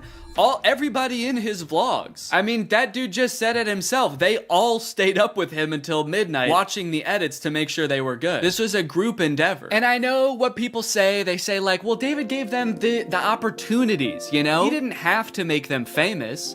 Yeah, he kind of did. That was like the whole point of his vlogs, was his friends. David wasn't just making them famous because he was a good, generous guy. He was doing it because that's what was working. They made him famous as much as he made them famous. Now it's like the complete opposite. Everyone's like working, and here's him just like, hey, what are you doing tonight? And it's like a Tuesday night. Everyone's working. Yeah, man, that is kind of a crazy switch. Whereas before, David was working and everyone was helping him. Now everyone else is working, so naturally David is partying with Diplo. Naturally, a lot of the conversation around Jason's live streams has revolved around the confusion as to why he wouldn't just get like a normal job if he was strapped for cash, or if like the social media thing wasn't working out. Can someone make Jason Nash a fucking DoorDash account? People are wondering, why is he pursuing this career that is like universally seen as embarrassing or cringe, rather than just getting a 9-to-5? And I totally get that criticism, because I do love being a creator. I love getting to be my own boss. I love being creative on a daily basis, working with people that I'm really inspired by, entertaining people. But if this exact version of being a creator stopped being feasible, would I start doing gift streams on TikTok? Hell no. And not even necessarily because it's like embarrassing or cringe. It's just that like what I enjoy about being a creator, that does not accomplish. There's no being creative. There's no entertaining people. At a certain point, you like strip out all of the fun parts of the career and you just have only the most superficial parts of it left. Just money and fame. So no, if like this YouTube channel didn't work out anymore, there's a billion other things I would rather do that would be more enticing to me than like gift streaming on Twitch. But maybe Jason likes it. He doesn't look like he does, but maybe he does. On the other hand, I could say that Jason is also older. He's lived a lot more life, he's had a lot more experience, and his career in the entertainment industry has gone through a lot more ups and downs than mine has. From what I can tell, Jason has been a stand-up comedian, he's been in TV shows, he's been a podcaster, a Viner, and a Vlog Squad member, and now a TikTok Live gift battler. Between all of those seasons of his life, I'm sure there was downtime where he could have thought, oh, maybe this isn't for me, I'm gonna get up and go get a normal job. And then, lo and behold, the next opportunity comes along. So in some sense, I do understand if Jason's mentality is like, maybe I'm just gonna do this for a little while until I get my next thing off the ground. And I know that when I started Vine, people said the same thing to me. They're like, what are you doing? Why are you doing Vine? You know, and I was like, okay, this is what I'm doing. And then I did YouTube, and people were like, why are you doing YouTube? And I feel like when you're first to something, that can really pan out. Yeah, I do get what you're saying, but also I don't know if this is the same as Vine and YouTube. Saying he's the first to this new thing like TikTok gift battling is gonna be the next big thing is very worrying to me. Please don't make that the next big thing, guys. On top of all that, there is this sort of like gamification in your head that happens when you're a content creator. Because so much of it is like numbers based, you're always looking at your analytics, hoping your numbers go up. It becomes kind of a game in your head to see if you can do better than you did last month or last year. Because of that, I feel like in a lot of content creators' heads, quitting or pursuing a different career path is seen as like losing the game, even if it's subconscious. That being said, I don't think that's a healthy way to look at it, and I would encourage people who are pursuing being a creator to find other passions that, you know, if this didn't work out, you could pursue that instead, because I think just clinging to relevancy for relevancy's sake is not a good thing. But why try to guess what Jason's thinking when someone literally asked him on his own podcast why he doesn't just get a job? This isn't me saying this as a negative thing. I'm just totally asking. Please. Yeah. Why don't I get a real job? No, I know why you do it. Yeah. But like... No, man, I know why you do it. It's pretty clear to me.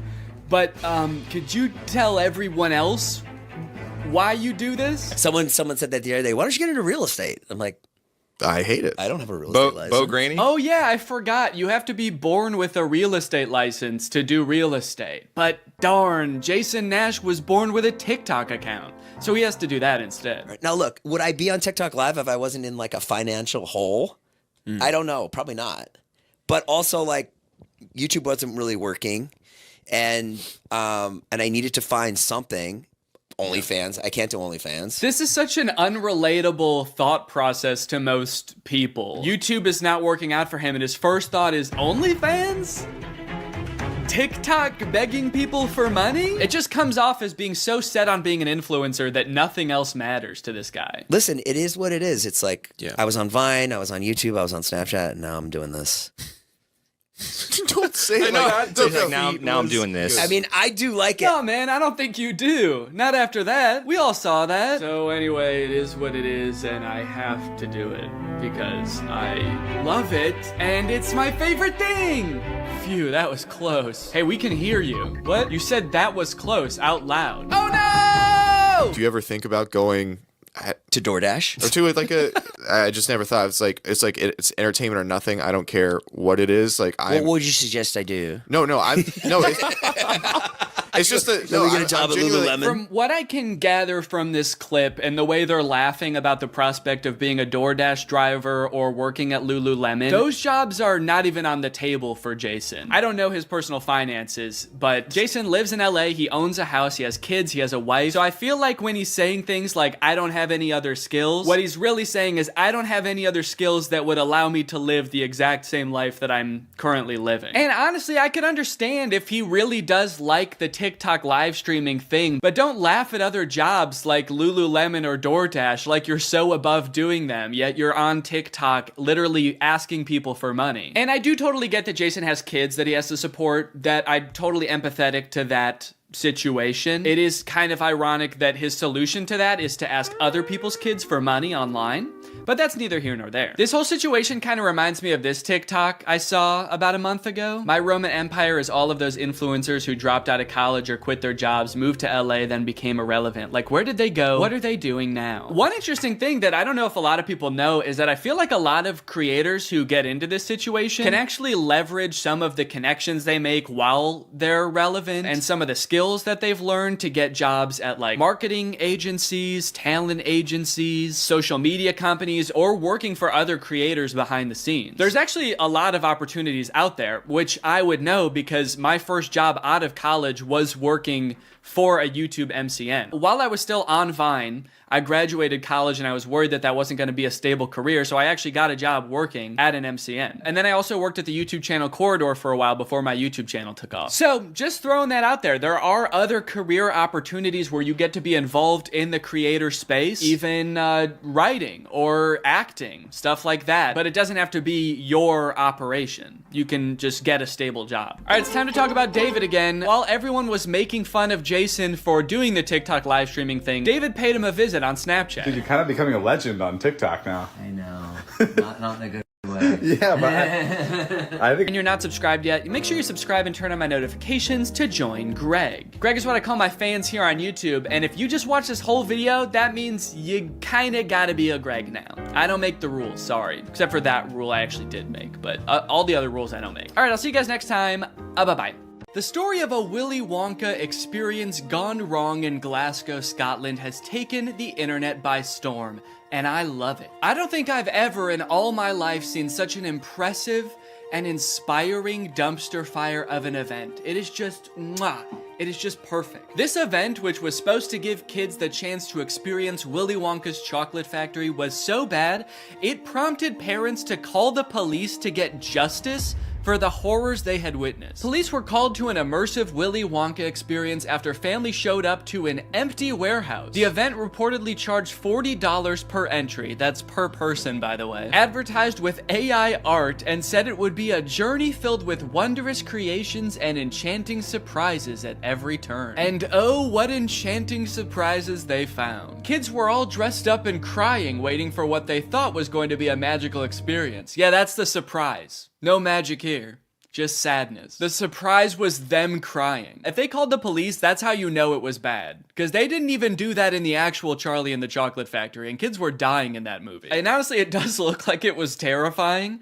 Take a look at some of the images of the abandoned warehouse that parents had to spend $40 to gain access to. Okay, here we have some sort of chocolate fountain with murky brown water floating in it. We have one bouncy castle that can fit like 3 kids. Giant empty space filled with table and chairs. You're probably thinking there must be something pretty good to eat here with all these table and chairs. Probably some pretty tasty chocolate, right?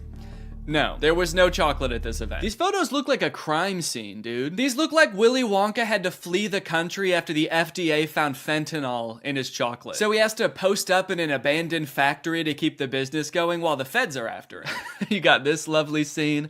I think that the size of the warehouse really screwed them over, honestly. If it was a smaller room, it wouldn't look so empty. There would still be nothing to do there, but it wouldn't look so sad. In a way, seeing this photography light in front of this like $2 Candyland backdrop makes me feel kind of sad for the people who put on this event. Like, oh, you really thought people were gonna want to take pictures in front of this shit. Of course not. No. If 2 parents brought 2 kids to this event, it would cost $160, and you're getting this. I think I get why they called the police, honestly, dude. If I was promised some kind of fun Willy Wonka experience for the kids and then showed up to this foggy warehouse, I would think I was about to be murdered in some kind of Willy Wonka-themed Saw movie. And if that's not enough, wait until you see the nightmarish characters they had running around this place. So this is one of the most famous pictures to come out of the whole ordeal. This is an Oompa Loompa, obviously. A lot of people are focusing on the facial expression she's making in this picture. She looks exasperated. And honestly, I don't blame her. This has to be like the worst acting gig she's ever had. As far as I know, this actor wasn't putting on the event. She was just hired to be there. She's probably dealing with crying children, pissed off parents. Also, I'm pretty sure canonically the Oompa Loompas are enslaved by Willy Wonka, so the facial expression makes sense in that context too. What I'm actually more concerned with is everything else going on in this photo. Why is there so much smoke? I'm not super familiar with the process of making chocolate, but I'm 100% sure there should not be that much smoke happening. No wonder she's making that face, dude. She's high as hell. And I love all the mismatched chemistry gear she's got strewn about the table. Beakers, vials, this mysterious elixir locked up in a little glass box. A quill? Oompa Loompas take notes like wizards from the 1300s? I didn't know that. All right, now the other two characters that were at this thing, I gotta introduce you to at the same time because they're both in the same video clip. So let me introduce you to Willy Wonka and the Unknown. What is that? It's the unknown.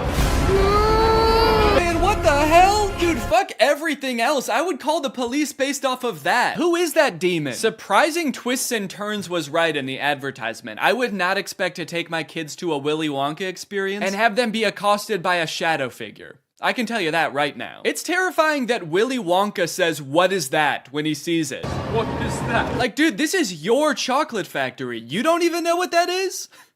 We are so fucked. Here's a different clip of some other kids experiencing the unknown. As the soup flavor full of scary face. Oh my God. Stare the great unknown. Wonderful. I love fantastic. Yeah, that's the correct reaction to seeing the unknown. What is that? Wonka says it, this kid says it, I'm saying it. Also, I love that baby's reaction. That was like a primal instinct to make that sound. Humans have evolved for millions of years to make that sound when they see the unknown.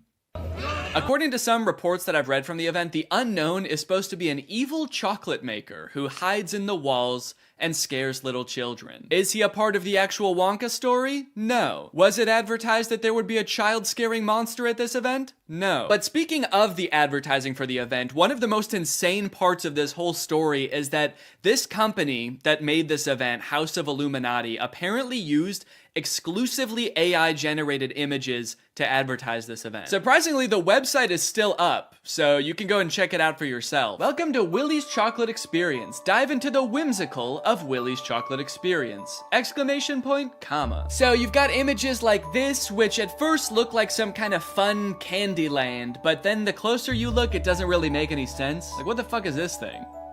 Is that supposed to be a bunny? Who the hell is that? I don't like the looks of these things. But then you get images like this advertising the Twilight Tunnel, which are so clearly AI generated, it makes you wonder if the whole event was being run by an AI. Because how could a human not notice that there are so many typos in all of these images? You got dim tight, depractions, ungurrival, featuring dodjection and swide. Then you've got ensuring entertainment, which of course includes catgagatting, carchy tons, and a passidice of sweet teats. And on top of the website being seemingly designed by AI, apparently all of the actors' lines were too, which we know thanks to this video posted by the actor who played Willy Wonka. I'm going to be poking a little bit of fun at the event, but I wanted to say before I start that I feel for anyone who bought tickets to this, people who are expecting a magical chocolate experience. People who are unfortunately captured by the unknown, we hope you are found soon. So the first red flag for me was when I was cast as Willy Wonka. Anyone who looks at me and thinks Willy Wonka and not Oompa Loompa is out of their mind. I give off major Oompa Loompa energy. I got cast as the part on the Thursday and was told that I needed to learn the script for the Friday. So I said, no problem, send it over. The script was 15 pages, monologue, pretty much, of AI-generated gibberish. You know what I'm kind of curious about? If the script was AI-generated, where did the unknown come from? Did the event organizers just ask ChatGPT to generate a script about Willy Wonka's chocolate factory and it just threw that shit in? Cause that's terrifying. ChatGPT was like, planning an event for kids, huh? I know just the thing to add. Don't worry, I'm great with kids. So I'll give you one of the lines from the script. I'm not going to do the Willy Wonka voice because I think I've embarrassed myself enough. But one of my favorite lines was, there is a man who lives here. His name is not known. So we call him the unknown. The unknown is an evil chocolate maker who lives in the walls.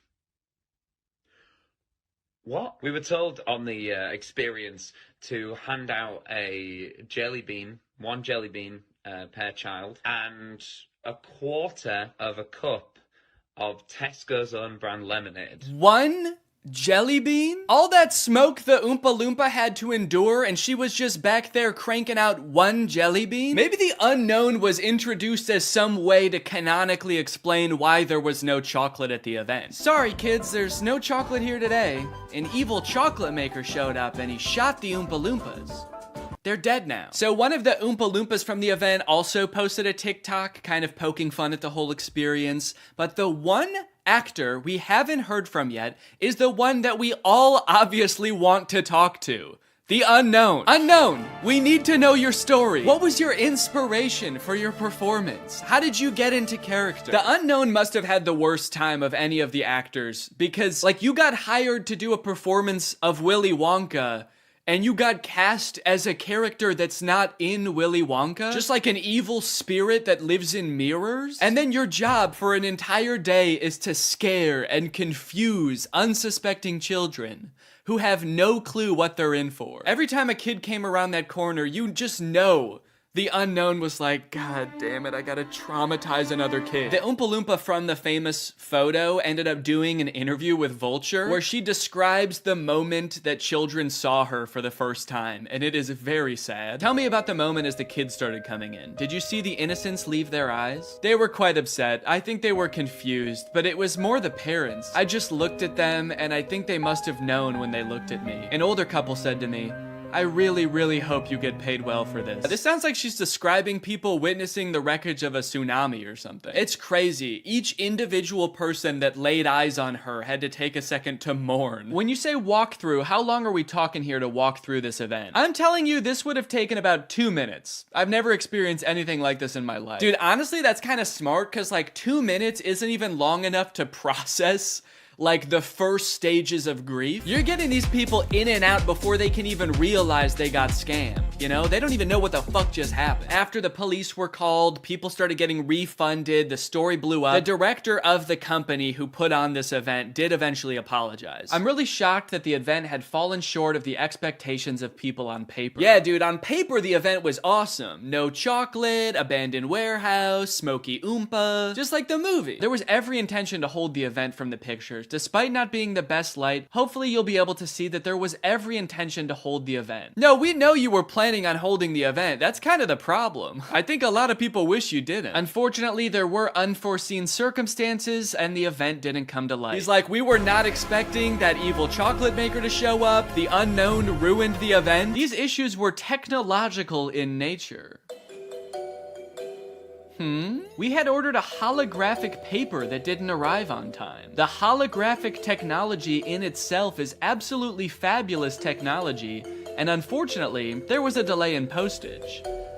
Holographic paper? No, I don't think that was the problem with the event, actually. The lack of holographic paper. Look, I don't know what holographic paper is, but based on his reliance on ChatGPT and Midjourney, I do not trust his opinion of absolutely fabulous technology. So I'm just gonna go ahead and assume the holographic paper would not have helped. Well, gang, this is surely an event that will go down in the history books. I hope you enjoyed this video. If you're new here and you're not subscribed yet, make sure you subscribe and turn on my notifications to join Greg.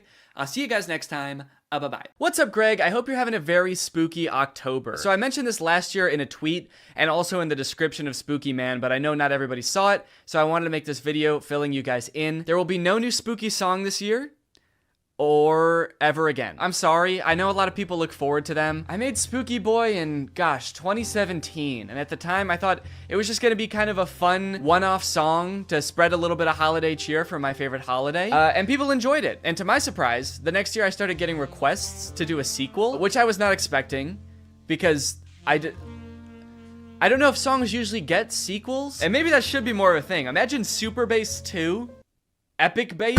But anyway, I made a sequel for Spooky Boy, and then I made another one, and before I knew it, it was kind of like a little spooky tradition that every year I would make a spooky song. But I don't know if you've ever tried writing more than 4 songs about the exact same thing, but it's hard. And don't get me wrong, I'm still a spooky person, okay? I haven't abandoned the spook. But at this point, I kind of feel like I've just written the same song 3 times and then another time, but sexy. And I just kind of feel like I'm out of spooky bars. I'm out of clever Halloween puns. I'm out of catchy Halloween melodies. And trust me, I've experimented with a ton of different spooky song ideas, but just none of them hit the same. In fact, as a little goodbye to this yearly spooky tradition and the spooky saga as a whole, why don't I show you a few of my rejected spooky songs? Man, look at all these spooky songs. There's a lot of memories in here. And I really did try everything. I mean, look at Spooky Lad. I'm actually a spooky lad. I've got a spooky mum, a spooky dad. I've got a spooky cup, a spooky tea. I dressed as a spooky queen for Halloween. Man, that was a trip. Some of these I don't even remember. Spooky goofball? What is that? I'm a spooky goofball, spooking through the night. I'm a spooky goofball boy. Fuck with me, I'll give you quite a fright. Yeah, I don't even know how that could have been a full song. Also, it didn't feel spooky, really. It just felt silly. Oh man, Spooky Girl? That was a special one. My spooky world just don't spin around without you. My spooky boo. And every Halloween I don't go looking for tricks and treats. Oh no, this Halloween I just need my spooky girl. I guess that one doesn't really fit because that's talking about someone else. It's not even talking about me. I'm not the spooky girl. Now Spooky DJ on the other hand, that shit slapped. It's a spooky party, yeah. And I'm a spooky DJ. I play the spookiest tracks. It's a spooky party, a spooky party. Nobody's having fun because my songs are too spooky. Everybody's terrified. So thank you guys for enjoying the spooky songs. I did really enjoy making them, and you know what? Even though I'm not making any more, you can still listen to the whole spooky saga. Those songs aren't going anywhere. And you know what? They're probably way better than any spooky song I could possibly make now because I'm all out of ideas. So go ahead and throw them into a playlist, listen to them all October long, and even after that too, because a real spooky boy is spooky all year round. And yeah, happy Halloween! Dude, we all saw you act like a werewolf. You dressed up like one and everything, dude, no! Don't worry, this movie does end with them finding a way to access the Moonstone underground. They transport it to Prawn, and then they dance all night in the iridescent glow of this mysterious power source that is surely exposing them all to a dangerous dose of radiation. And then at the very end of the movie, they hint at another sequel, which seems to have something to do with aliens. Weird. And that is Zombies 2. And now it's time to talk about our sponsor. This video has been sponsored by...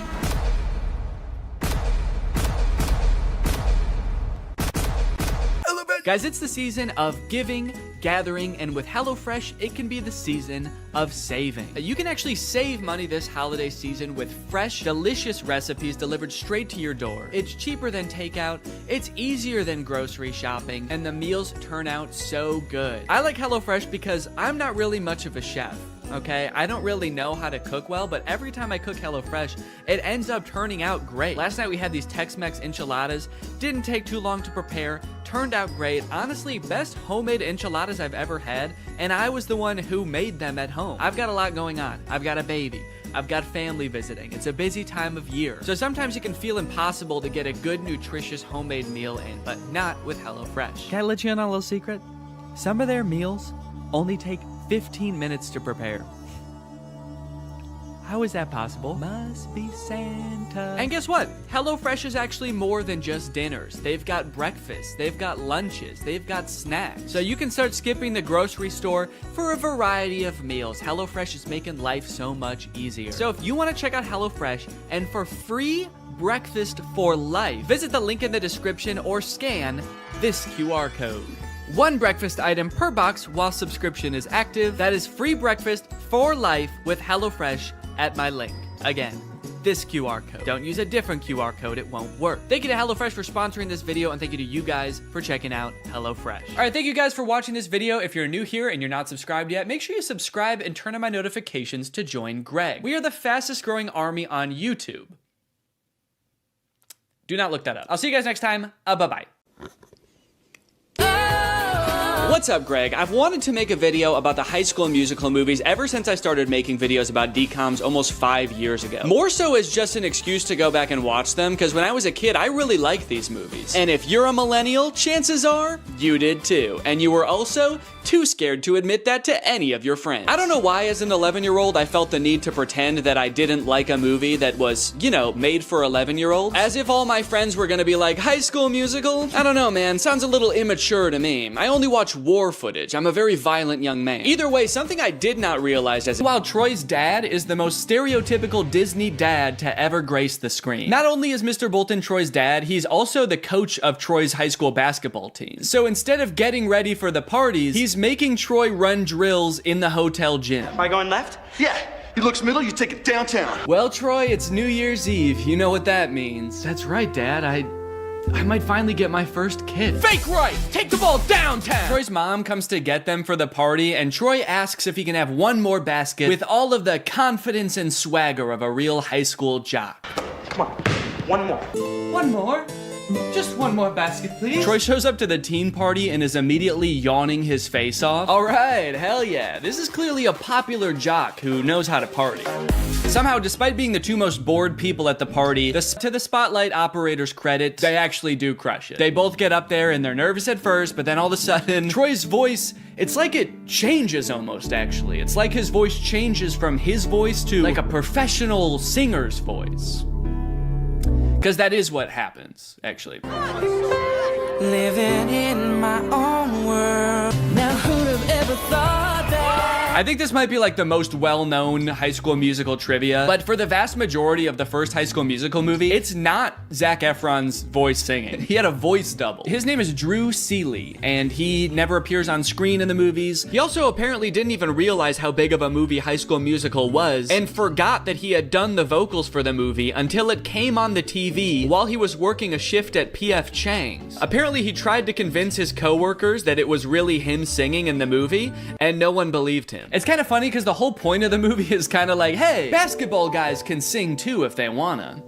But not this basketball guy, actually. You don't want to hear this basketball guy's voice. So they crush the song, and then, actually, I don't remember this scene. Yeah, I don't know what happens here at all. Looks like the teacher is about to maybe give some kind of speech about today's sponsor? This video is sponsored by the Pokemon Company International. And they've sponsored this video because they want me to share some very exciting news with you. A Pokemon Day celebration is taking place in Pokemon Trading Card Game Pocket right now. There's a new themed booster pack, Triumphant Light. And players can receive 3 booster packs for free just by logging in. And these booster packs, mind you, are guaranteed to contain at least 1 card of 4 diamond rarity or higher. By completing special missions, you can also obtain a unique display board, as well as Space-Time Smackdown packs, 500 trade tokens, 12-pack hourglasses, 24 Wonder Hourglasses, 24 Trade Hourglasses. Not to mention, at the end of March, ranked matches are coming to the game. So get your favorite decks ready and get ready to battle, baby. Pokemon Trading Card Game Pocket is a free-to-start game, available right now for download on iOS or Android. So go to this link or click the link in the description to join now. Log in, have some fun, and enjoy the Pokemon Day celebration. And now back to Troy. But unbeknownst to him, there's a new student at East High. I reviewed your impressive transcripts. I expect your light will shine very brightly here at East High. I don't want to be the school's freaky genius girl again. Freaky genius girl? What did you do at your last school? Troy notices that Gabriella is sitting in the back of their drama class, and not to be nitpicky, but this drama class scene lasts for 2 minutes, but the class happens in real time from start to finish in that 2 minutes. The bell rings. They sit down, the whole class gets detention, and then the bell rings again and they leave. How long is a school day at East High? Is it like 15 minutes? Troy shows Gabriella around, they catch up a little bit, and it is revealed that, on the other hand, I guess it would also be weird if they didn't sing when everyone else was. At the end, when they're all singing, we're all in this together, Corbin Blue's just standing around like, this is lame. There's 2 parts in the song though where Troy like stops rapping to sing from the heart about how he wants to do the musical. She makes this feel so right. And should I go for it? What do you mean she makes this feel so right? And should I go for it? Gabriella doesn't want to do the musical. It was your idea, and she said no. Don't drag her into this. This girl's making me crazy. No, you're crazy. You already were, and then you met a girl. That's what happened. Also, Zac Efron is 5'8", and presumably so is everybody else on this basketball team, because they're all like the same height. So how good exactly are they at basketball? Okay, now you got Sharpay, who's played by Ashley Tisdale. She's like the head of the theater department at school. She's the theater kid. And her brother Ryan is the theater kid in boy form. They are getting a little bit worried that Troy and Gabriella might audition for the musical. Again, Gabriella has showed zero interest in doing the musical. So they decided to do a little bit of research on Gabriella. But also, what is the third result there? Gabriella, San Diego Zoo's newest... What? What is Gabriella at the San Diego Zoo? Ryan's like, oh, that's interesting. Look, it says here she's a dolphin. That's funny. Now that I think about it, I can't believe I never noticed. After basketball practice, it's time for Troy to go home and relax. Just kidding. It's time for more basketball. Come on, Troy. Fake left. Take the ball downtown. Did you ever think about trying something new, but we're afraid of what your friends might think? I mean, like going left? You're doing fine. Come on. Troy's dad has one thing in his mind, and it is one basketball just bouncing around like the DVD logo. I want to see a movie about him and how hard his life must be. I do like that this movie keeps the tradition alive of Disney Channel movie characters being inexplicably rich. His dad is a high school basketball coach and they live in a mansion. What does the mom do? She an arms dealer? Also, he says something new, like going left. I mean, like going left? When in Get Your Head in the Game, Troy clearly says coach said to fake right and break left. He already said to do that. That's not new. That's what he already does. So... found a plot hole. On. Wow. Where'd he go? Pay no attention to the fact that as he turns the corner, he probably fully saw Troy like... Meanwhile, Troy's dad is just standing there like, huh, that's weird. Could have sworn I saw basketball. Now, when we see the auditions, it becomes immediately clear that while Ryan and Sharpay are basically made out to be the villains of this movie because they're so overprotective of their theater department, they are completely in the right to do so. Not because their audition is really good, which it actually is, but because everyone else's is so bad. It's hard to believe that I couldn't sneeze.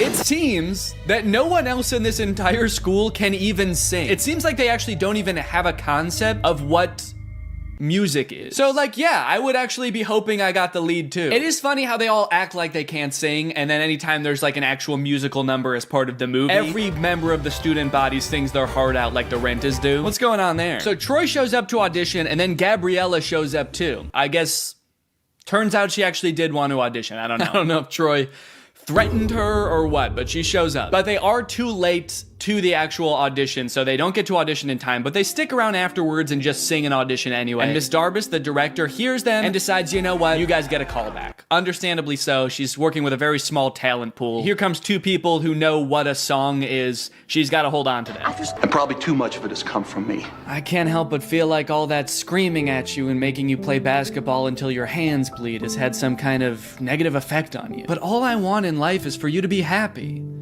While playing basketball, I am still demanding that. Thanks, Coach. Dad. Let's stick with Coach unless you win, all right? Sharpay and Ryan try to throw another wrench into Troy and Gabriella's plans of attending the callbacks for the musical by getting the callbacks changed to the exact same time as not only Troy's championship basketball game, but also Gabriella's decathlon tournament. So the gang has to create and danced around on the stage. This is kind of just like that, actually. Let's dance! Am I crazy, or is there like actually too much music in this movie? I feel like the plot is kind of moving at a snail's pace because every 2 minutes there's a song and it's like, here's what's going on right now.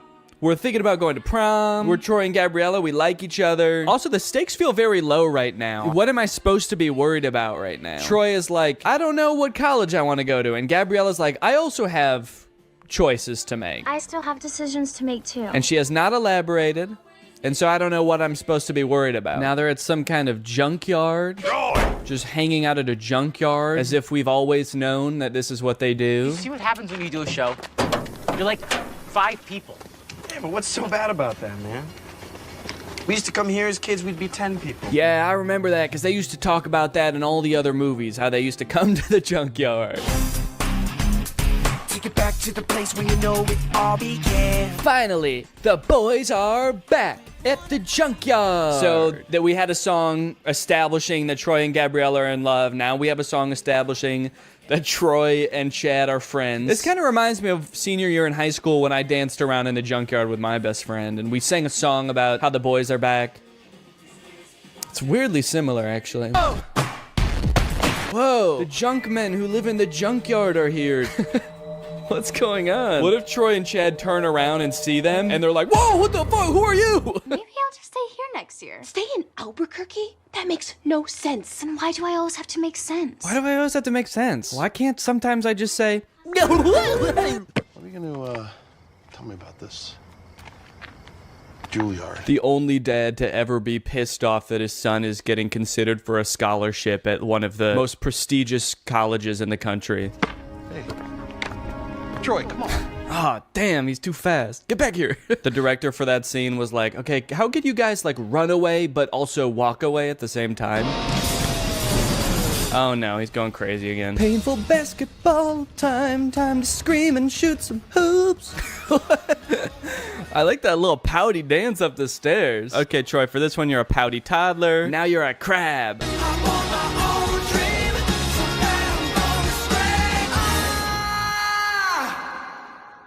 Man, he wasn't kidding. He was really gonna scream. Well, now that he did it, I hope he can figure out what he's gonna do. Now that I got that out of my system, I'm for sure going back to U of A. I don't care about singing. Miss D, I know I'm not supposed to be here. Aren't you? Last one out turns off the lights.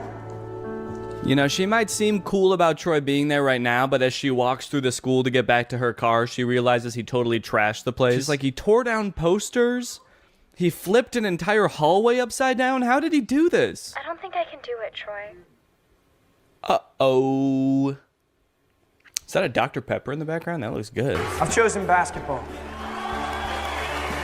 But I've also chosen theater. The University of California, Berkeley. Okay. I'll be honest, I did not know that was an option. They made the Mr. Beast logo.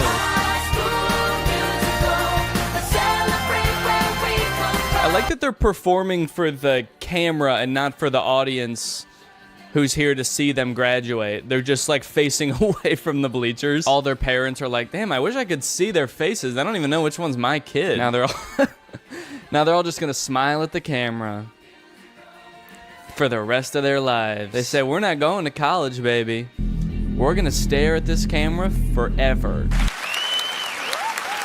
And that's it. That's High School Musical, baby. As far as endings go, I think they did a decent job with a nearly impossible task. It's a Disney Channel movie, so it's not like they can just like make everybody break up and go their separate ways at the end of the movie. That would be too sad, obviously. But they also can't make everybody just go to the same college and do the same thing, because that would be unrealistic. So it leaves the door open. My only issue is that in doing that, they kind of don't really provide any closure. Feels like they kind of just pushed Troy's decision of what he wants to do with his life further down the road. But if you are looking for some closure for Troy, I might have something that helps.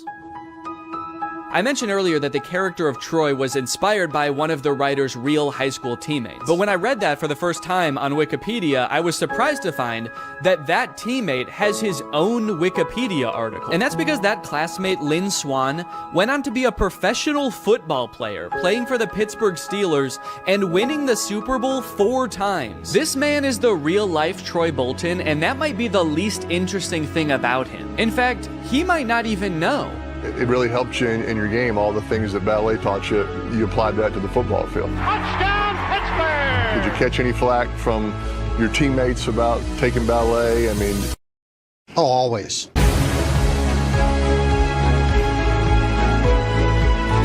a gift from the guys. But I'll always remember a Hall of Famer who rose to the occasion each time. A plie-making playmaker. But you're a playmaker. Did you ever think maybe I could be both? Who could defy gravity.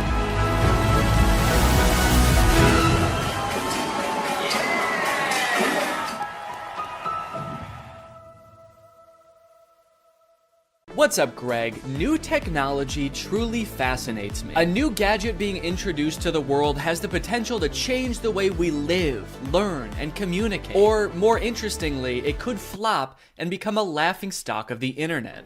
Which is why a few weeks ago, I was thrilled to discover the unveiling for a project called the Humane AI Pin. This might be the worst product presentation I've ever seen for one of the strangest products I've ever seen. Apparently, Humane AI is a new tech startup founded by two former Apple employees and current lovers, Imran Chowdhury and Bethany Bongiorno. Their mission is building innovative technology that feels familiar, natural, and human. Okay, first thing that's sticking out to me is that none of those words were useful. Also, do I really want my technology to feel more human? I've never wished my MacBook to be more fleshy. Also, Humane AI is such an unsettling name for a company. I'm sorry. You lost me right off the bat. I feel like the only times I ever even hear the word humane is when we're talking about like factory farming or something. Don't worry, dude. When this AI takes over, it is going to be super humane in the way it slaughters us. It will not violate the Geneva Convention, unlike other AIs, Siri. All right, let's go ahead and watch the product presentation and let's see if you think it's as weird as I do. Welcome to Humane. Thank you. This is the Humane AI Pin. Cool. It's a standalone device and software platform. So the intro does have a very threatening aura about it, doesn't it? The sterile white room. They're both so serious and they're unboxing a mysterious device. I feel like I'm about to be tortured for information. Oh. What is that? This is the Humane AI Pin, and it is the last thing you will ever see. Ah! It's a standalone device and software platform built from the ground up for AI. Okay, so it's some kind of mobile device. It's built from the ground up for AI, and I'm very excited for them to tell us what that means. It comes in 3 colorways. Okay. Got Eclipse, Lunar, and Equinox. Those are not colors. There's 2 pieces, a computer and a battery booster. Now, the battery booster powers a smaller battery inside the main computer. Okay, great. What does it do? And this is how we achieve our all-day battery life. Oh, great. It's got all-day battery life. That way you can spend all day. There are no wake words, so it's not always listening or always recording. In fact, it doesn't do anything until you engage with it. Okay, thank God. So it doesn't record me. That's good to know. For a second, I was worried that it almost had one feature. Who is this for? What kind of person needs to hear about what colors a device comes in before they'd even consider hearing about what it actually does? Also, 2 of the colors are black. You designed 3 colors and 2 of them are black. You couldn't come up with a 3rd color? Also, I'm sorry because I know that not everyone is super comfortable in front of a camera. It's not a skill set everyone has. But maybe you guys should have like hired a spokesperson or something instead of letting the world's 2 sleepiest CEOs do this product demo. Now, the battery booster powers a smaller battery inside the main computer. Are they okay? This thing has all-day battery life. That's because it actually feeds on your life force. I've had mine on for 3 months, and you probably can't even tell the physical toll it's had on me. And your engagement comes through your touch, voice, gesture, or the laser ink display. Whoa, wait, okay. Holy cow. We have a feature. It actually does something. I will admit I was not expecting that. Why didn't you lead with that? I mean, I don't know what that is or what it does, but at least it's something. It looks futuristic. I don't know about the name laser ink display though. That doesn't sound very futuristic. The laser ink display. Sounds like a printer. It also comes with its own connectivity built right in. Our own Humane network, connected by T-Mobile. Our very own network. That is T-Mobile's network. We were able to pack a lot of technology into something really small. Tell me about it, dude. I can barely even count all the technologies you put in this thing. You got the laser ink display, all-day battery, black. Is that a technology? They continue for a while just using buzzwords and vague expressions to explain what this thing does until like 3 minutes into the video when they finally give us a demonstration of something tangible this thing can do. Play the song How Music Makes You Feel Better. Doesn't look like it's making him feel better. We've partnered with Tidal, which you get out of the box. Okay, finally, we know one thing it can do. It can play music. And not just how you would normally listen to music either. You can give it little riddles to try to figure out what songs you want it to play. Play music written by Prince, but not performed by Prince. Give me songs written by first-born left-handed British women who have never been to Ibiza that weren't released on weekends or holidays. Can Alexa do that? I don't know. I don't think anyone's ever tried before. Got my music controls. If I go to the left, I can go back. If I was to go down, I can pause. Wow, okay, that actually does look a lot more convenient than using Tidal on my phone, but only because I don't have Tidal on my phone. After this, we do start to get some truly incredible demos using this product's advanced AI. When is the next eclipse? Where is the best place to see it? The next total solar eclipse will occur on April 8th, 2024. Best places to see it are Exmouth, Australia, and East Timor. Huh, that's weird. This NASA article says that that eclipse that's happening on April 8th is actually not going to be visible in Australia. It's only going to be visible from like the US. It actually seems like it's going to be nighttime in Australia during the eclipse. Well, what are you going to do? I mean, they're a technology company. They're not a space company. What would you expect them to know about the moon? They only named all of their colors after it. I hate to interrupt this video, but I have to tell you guys about a revolutionary discovery of my own. I just found out that for the past 2 years, I've been paying for Apple Music despite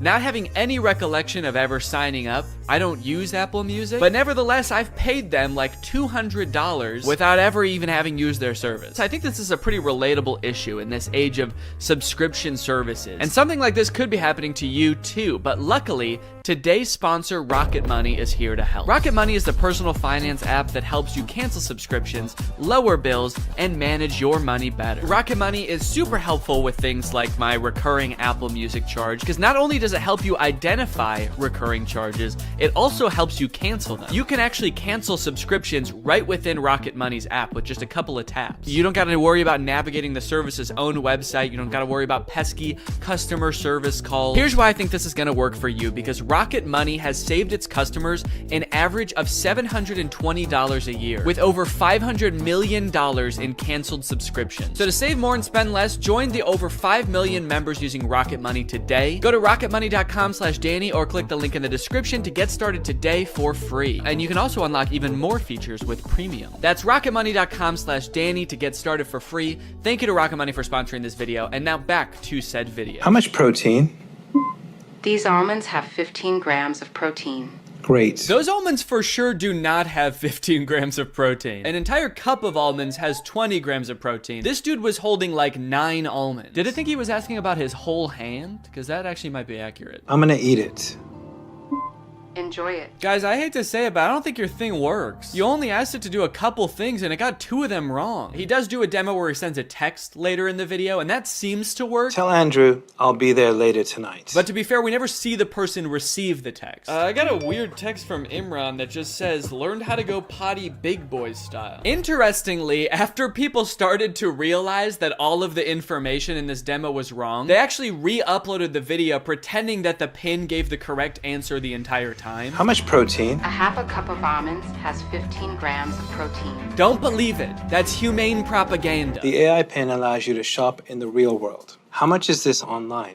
This is $28 online. Great. Buy it. That one is super confusing. It doesn't give you any information on where it's getting that price, where you're buying it from, when it will arrive. I feel like you need to give it at least some specifics, otherwise it's definitely gonna mess up your order. Go ahead and buy this book. Sending to Sudan.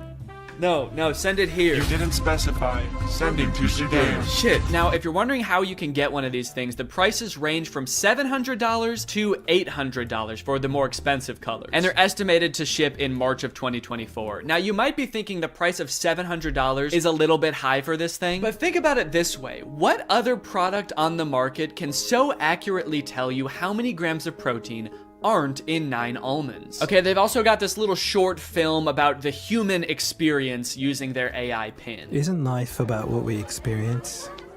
What we smell? Can I eat this?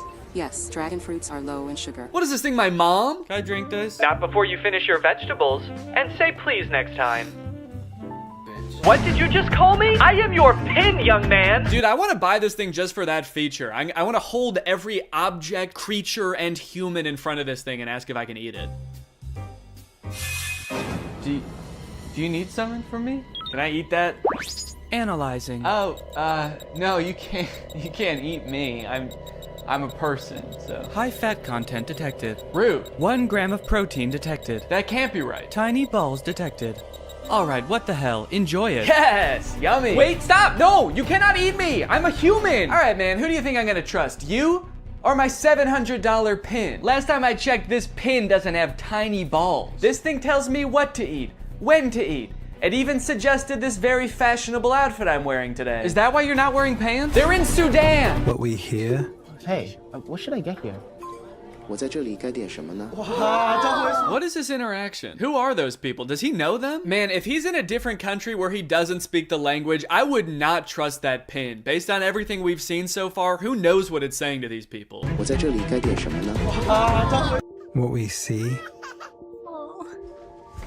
Capture this. Dude, parents are gonna love that feature. Me walking around a park with my AI pin. Capture this, baby. Capture. Kidnap this child. So after watching all of this, I have 2 thoughts. The first being, maybe someday this will be like a revolutionary product that changes the way we all interact with each other. Maybe we're just seeing some hiccups now, but a few product generations down the line, this thing is really gonna take off. It'll be more refined. It will know where the moon is. But the second thing is, I have a lot of questions about this product. For one, how is this better than the phones we have now? More specifically, why can't all of the features of this thing just be built into one app in a phone? And what if you don't want to be talking to your chest every time you need to Google something or text someone? Well, this thing started to pick up some traction online, and eventually the founders ended up on CNBC, where the hosts seemed to have a lot of the same questions. Joining us right now is Imran Chaudhry. He's chairman and president of the company. And Bethany Bongiorno, she's the CEO. We're also very scared of them. That's why we've sat them as far away from us as we physically can. We actually ordered this giant table when we found out they were coming. I don't know if can we get the camera so people can see just what we're talking about in case? Imran, you can't see as much because it's black, so it blends in with your jacket. It's black. Imran's just sitting there like... It's Eclipse. It's privacy first, so it's not always recording. It's actually just doing things when you want it on demand. Is it doing something right now, or are you It's recording not. us? It's doing nothing right now. I get a little sense of pride when he says that. It's actually doing nothing right now. It's doing nothing right now. After years of research and millions of dollars spent, we finally designed a pin that does nothing. It's doing nothing right now. You might think that's a bad thing, but you've never met this AI. It's evil. Turn around, maybe you can get that on camera. Oh, yeah. I see your hand. Yes. Keep Yeah. doing that. I see your hand. Can you see What's that? Yeah, what's that telling you? Oh god, dude, I do feel for him. I mean, these people are not like media trained, I feel like. They really should have hired a professional spokesperson, because I feel like they're just so out of their depth.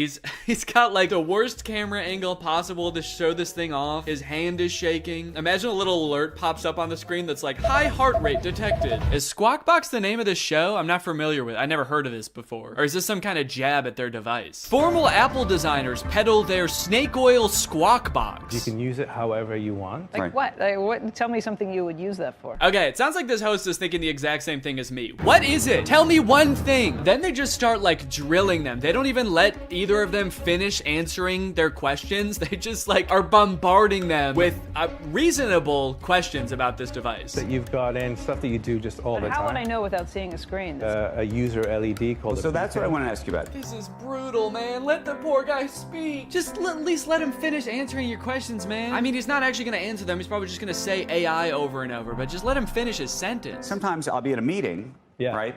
And I'm sneaking under the desk to look at my email because and I can't say, hey Siri, tell me my email. I mean, that's actually a really good point. The only way to interact with this device is to talk to it or to use this weird clunky laser jet display, which I don't even think you can type on. So if you want to text someone, you have to say it out loud, which just does not seem practical at all. So is this device gonna revolutionize technology as we know it? There's probably only one way to find out, and that's that I'm gonna have to buy it and review it when it comes out. So let me know if you guys want me to do that, and maybe I will. I hope you guys enjoyed this video. If you're new here and you're not subscribed yet, make sure you subscribe and turn on my notifications to join Greg. I'll see you guys next time. Bye-bye.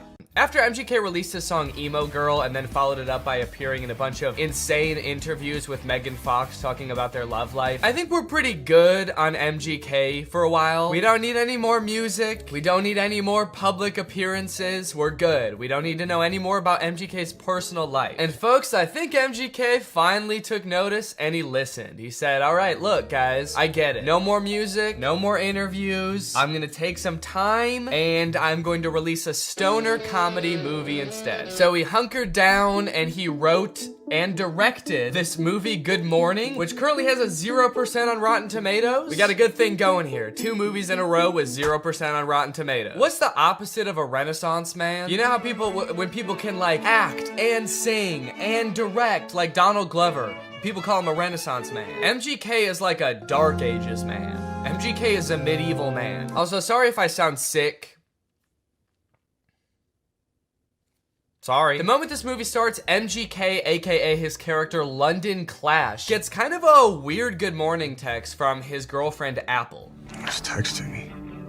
Oh, it's Apple. The text say, I wish I didn't have to do this through text, and then good morning, but she spells morning with a U. Now you might think that this would make London a little bit confused, but then realize, oh, it's just a typo. And you'd be right. He does have both of those thoughts. The problem with this movie is that the entire movie takes place between those two things happening. This entire movie is about MGK being confused about what those texts meant. Before he gets too concerned, he has to Google what morning with a U means. He's like, my fans are probably young enough that both of their grandparents are still alive. I should probably explain what morning is.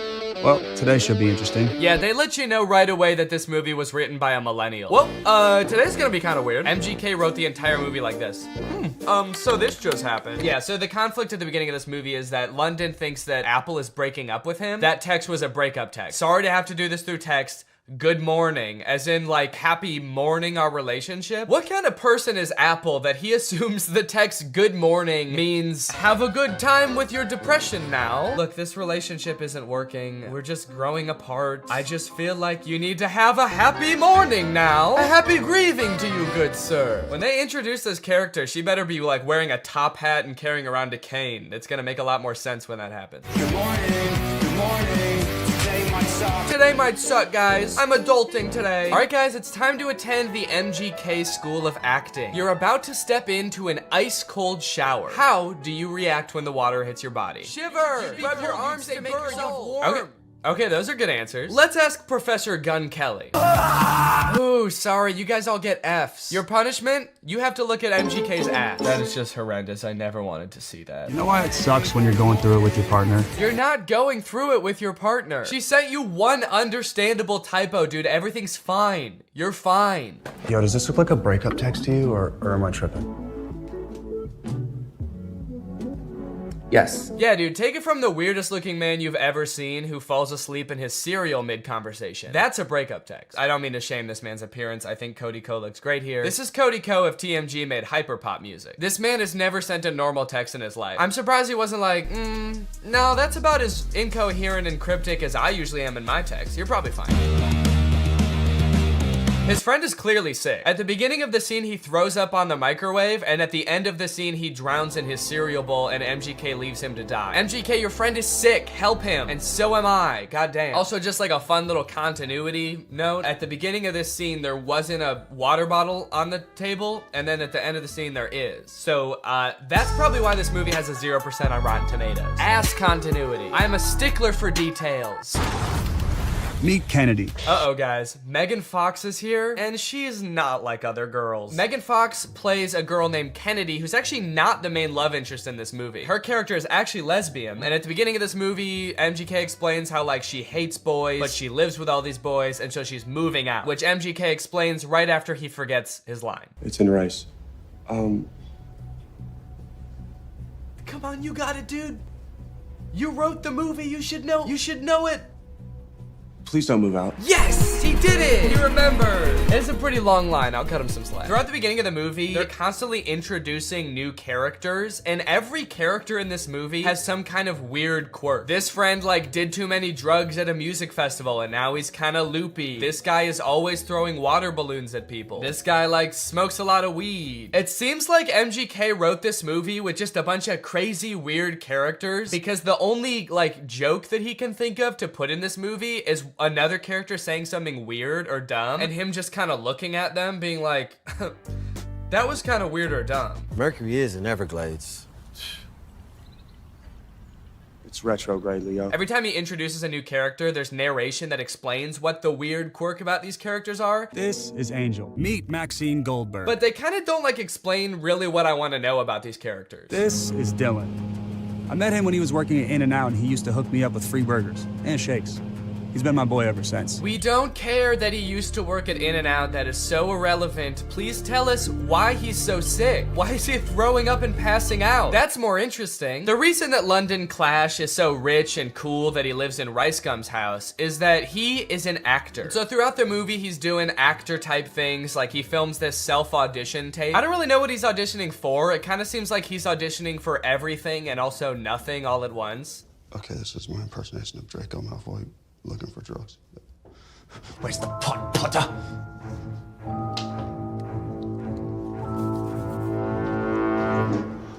I don't like Draco very much.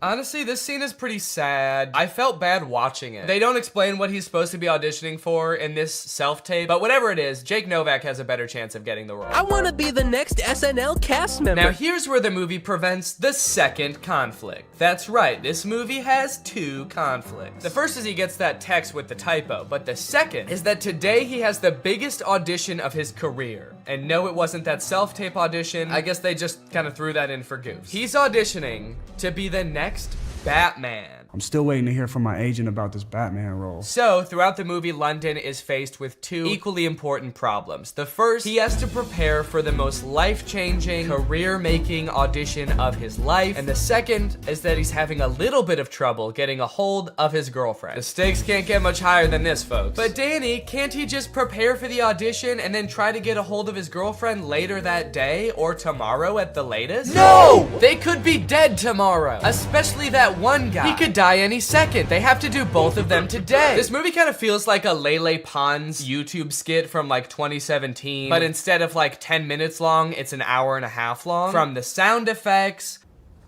to the uncomfortable silence between every spoken line in this movie. Why would you give me goat milk? I watched an interview. You said you like goat milk. I can't tell if they're using the awkward silence for like comedic effect to like really hammer home that like, these guys are kind of weird. Or if the silence is more just because nobody knows their lines very well. There's another option that they added in all these pauses in the movie because we're supposed to be laughing at the things that they're saying in the movie. So they added in nice little pauses for us to laugh. She left with the dude? A buff dude. And I don't think so. Honestly, I kind of feel like it was all the other advice on top of listening to that very inspirational, albeit non-hypnotizing recording every night that actually made the difference. At the end of the day, maybe I didn't need to get hypnotized to stop biting my nails. Maybe I had it in me all along, which is kind of inspirational and also makes me feel like shit in a way because then it's like, why didn't I just do this earlier? Regardless, I am still open to the possibility that I was in fact hypnotized. I feel like if I can get hypnotized by the stage hypnotist, then I'll know for sure what being hypnotized feels like, and then I'll know for sure if I was hypnotized back then too. Hypnosis is a state of focus without much awareness of peripheral noise. You're concentrated on one thing and the world kind of slips away. This is stage hypnotist Chris Jones. He's been on America's Got Talent. He's performed all over the world for over a decade. So if anyone's going to be able to hypnotize me, it better be this guy. Also, the GoPro on my head died the second we started getting hypnotized, so don't get your hopes up for any shots from this camera. All right, fine, you can have this one, but that's it. Chris suggested that this would be a lot more fun with a group, so I got some friends together and we all sat down for a night of hypnotism. I want to know your opinions, and don't worry about hurting my feelings at all. I want to know if you think hypnosis is real, shenanigans, you need more evidence. Yeah, I believe it's real. I don't like saying this in front of you, like a harder wall for myself, because I feel like that's a challenge and that makes me like kind of uncomfortable. Yeah, I would say I think it is probably real sometimes. I think in general I'm pretty skeptical of like supernatural stuff, but I don't know, I really do kind of believe hypnotism. I really want to be hypnotized, but I feel like maybe it won't work on me, but I hope it does. Before we got started, Chris allowed some time for us to ask him questions about what was about to happen, like whether all of us would get hypnotized or just some of us. I've done this in 50 states and 10 countries. I can hypnotize 25% of any given audience, so 1 or 2 people are gonna get hypnotized today. And it might be the camera person. I don't know. I really, honest to goodness, don't know. We also asked if he could tell if someone was really hypnotized or just faking it. When your head is up, we can tell. People hypnotized look like they've had a few drinks, or they're gonna look like they've been riding in a car with Scooby-Doo and Willie Nelson for a couple hours. They're gonna look real relaxed, okay? For a second I was like, so like they look like Scrappy? We also noted that Brian seemed to be the one who believed in hypnosis the most, and he was also maybe the most nervous about what was going to happen. Well, what are you gonna do to me? That's a good other question. Like, what are you gonna do to me if I get hypnotized? Honest to goodness, I don't know. I'm gonna put my hand over all of you and tell you who I think is most likely to get hypnotized. I'm pointing in the direction of the person who I think is most likely to get hypnotized. Now, you won't see the induction often on TV or podcasts or even movies, because this next part, if you watch it in its entirety, it could hypnotize people. So they're gonna cut it up a little bit so folks at home don't get hypnotized while driving a car. So you put your hands together for me like this. The induction lasted a few minutes, and just like the hypnotherapy, it seemed to involve getting us really relaxed. So there's different strategies getting someone hypnotized. I have you focus on my voice and your breathing. So take a gentle breath in. And it seemed to rely really heavily on using our imagination. Like he had us imagine that our fingers were pulling together with magnets. And you can whisper the words to yourself or out loud. The word is magnets. 1, 2, 3, magnets. And then I see who's the best candidate. The best personality, people have a great imagination. Imagine I put a 10-pound brick into that empty palm. So your palm just starts to get more heavy. And then I make them drop and sleep all the way down, every muscle and every nerve. Allow your eyes to open. Breath in, slowly, gently, 1, 2, and 3, eyes open. Yes, so we understand. You can see like a before and after. You see their faces getting a little bit of that drunky or like stony look to them. Brian, of course. Yeah, what's happening? What are you feeling? Tell us your wife, because you are a great candidate for hypnosis. I can totally tell. You are there. Danny's there as well. I just want you all to interact in a moment, but what are you feeling right now? I'm just hanging out with the crew. Is there anything that he could do or wouldn't do that'd be like, holy cannoli, this, my husband, my partner for life, is in a different headspace? Jeez. I don't know. I was hoping this wasn't going to happen. I wouldn't be put on the spot like this. I don't know. What would you not do? For whatever reason, we couldn't seem to come up with a single thing that Brian would never do off the top of our heads. I guess that's just a testament to what an insane dude Brian is. Whatever the reason, all this uncertainty seemed to pull Brian out of his hypnotic trance. So Chris quickly moved on to his next target. Thank you, Brian, of course, and sleep. Relax and let go from the top of your head to the very, very bottom. Your feet relax, every muscle and every nerve and every fiber in your body. In a moment, I want you to picture and feel in your mind's eye that you again are holding on to a helium balloon. So make that right fist strong now. Make a fist and let that balloon I tie after your wrist pull higher and higher towards the ceiling, and it's gonna extend now. Let that entire arm extend up towards the ceiling. Focus on nothingness but that feeling of lightness now. 3 numbers, you're gonna open your eyes, but your arm is stuck cemented. Cast iron in that position. You can't get your arm down. That's just the crazy shit. That's just how it's gonna work for the next 2, 3, 4, 5, 6 minutes. Your arm is stuck until I unstuck it. Eyes open. So this again is the hypnotic state. Everyone experiences it in different forms, shapes. What's on your mind? Please, the show is ours. The show is ours. This is interesting. I'm not sure if I'm hypnotized. I don't think I am. Yeah. But at any point, I don't think I am either. I mean, because I was really trying to go along with it and like, you know, do as much like, you know, mentally imaging things and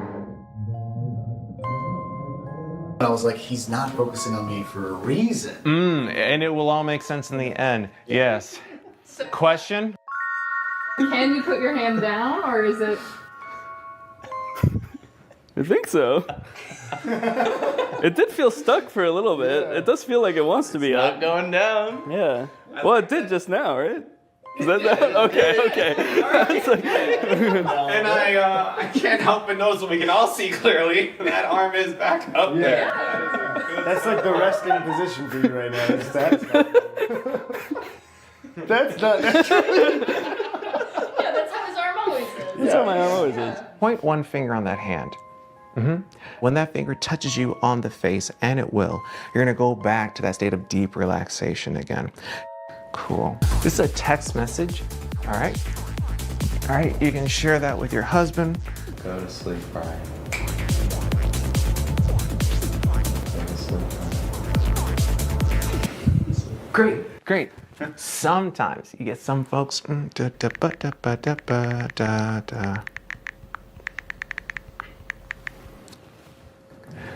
3, 2, 1. Danny, wide awake. Hey, your homeboy has a text for you. You can just read that. Go to sleep, Danny. I will go to sleep. Okay, clearly the dynamic changed here a little bit, and I'm still not exactly sure what happened, but somehow both Brian and I got snapped out of whatever might have been going on. But just when I feel bad, I heard you guys all. That's I didn't know if I was supposed to stay asleep or what. That's all right. So even though it wore off pretty quickly, I think we can all agree by the look on my face, I was in some different kind of mental state, at least for a little bit there. So is hypnotism real? Maybe so. What does it feel like? Well, just ask Danny from right after the hypnotist left. I'm curious. Did it seem like I was hypnotized? Yes. Okay. A little bit. Because I feel like I don't really think I was. Really? Naturally, what followed was about 20 minutes of the rest of the group trying to convince me that I was in fact hypnotized. Physically, I was shocked with how much you guys collapsed. You two did definitely have like a very glassy. It almost feels like I'm gaslighting you about you being hypnotized. Like for somebody to come up and be like, sleep, and then you collapse is like such a suggestible state that is not your own. Am I just a little bitch that'll do anything anyone tells me? I can't believe it, but I genuinely didn't realize I was hypnotized until the next day when I watched the footage and realized how out of it I was. Okay, wait. Okay.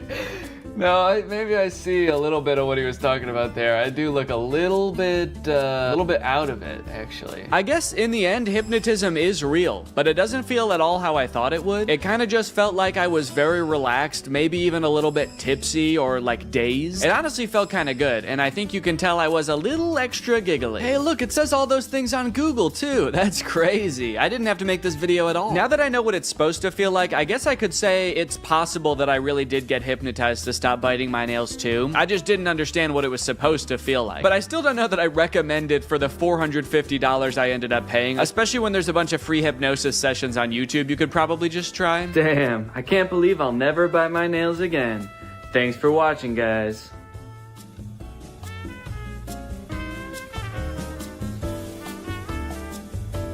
What's up, Greg, and welcome back to another episode of Please Stop Trying to Give Birth at Disneyland.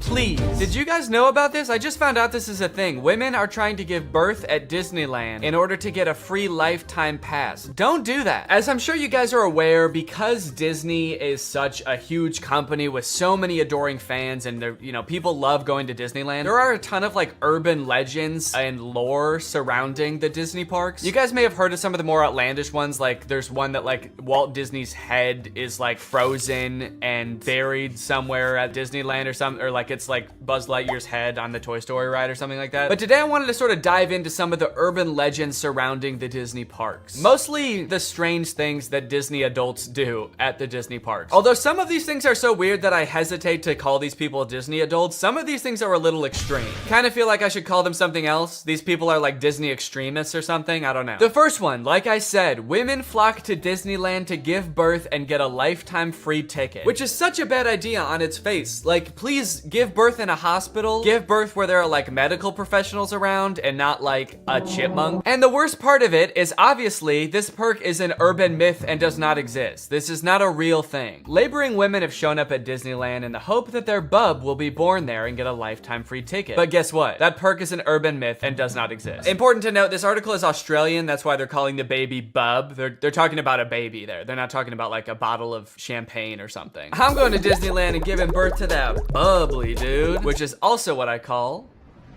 having a fart. I just gave birth to a bubbly. As a veteran of the pregnancy game, I know for sure that the journey to motherhood, okay, that's a weird way to say I've given birth before, or just that I am a mom. As a veteran to the pregnancy game. So you have kids, right? Me? Yep, yeah, that's right. I've done 3 tours of pregnancy. I've seen shit you cannot imagine. The pain, the screaming. Yeah, I've heard childbirth can be pretty tough. The innocent lives lost. Oh.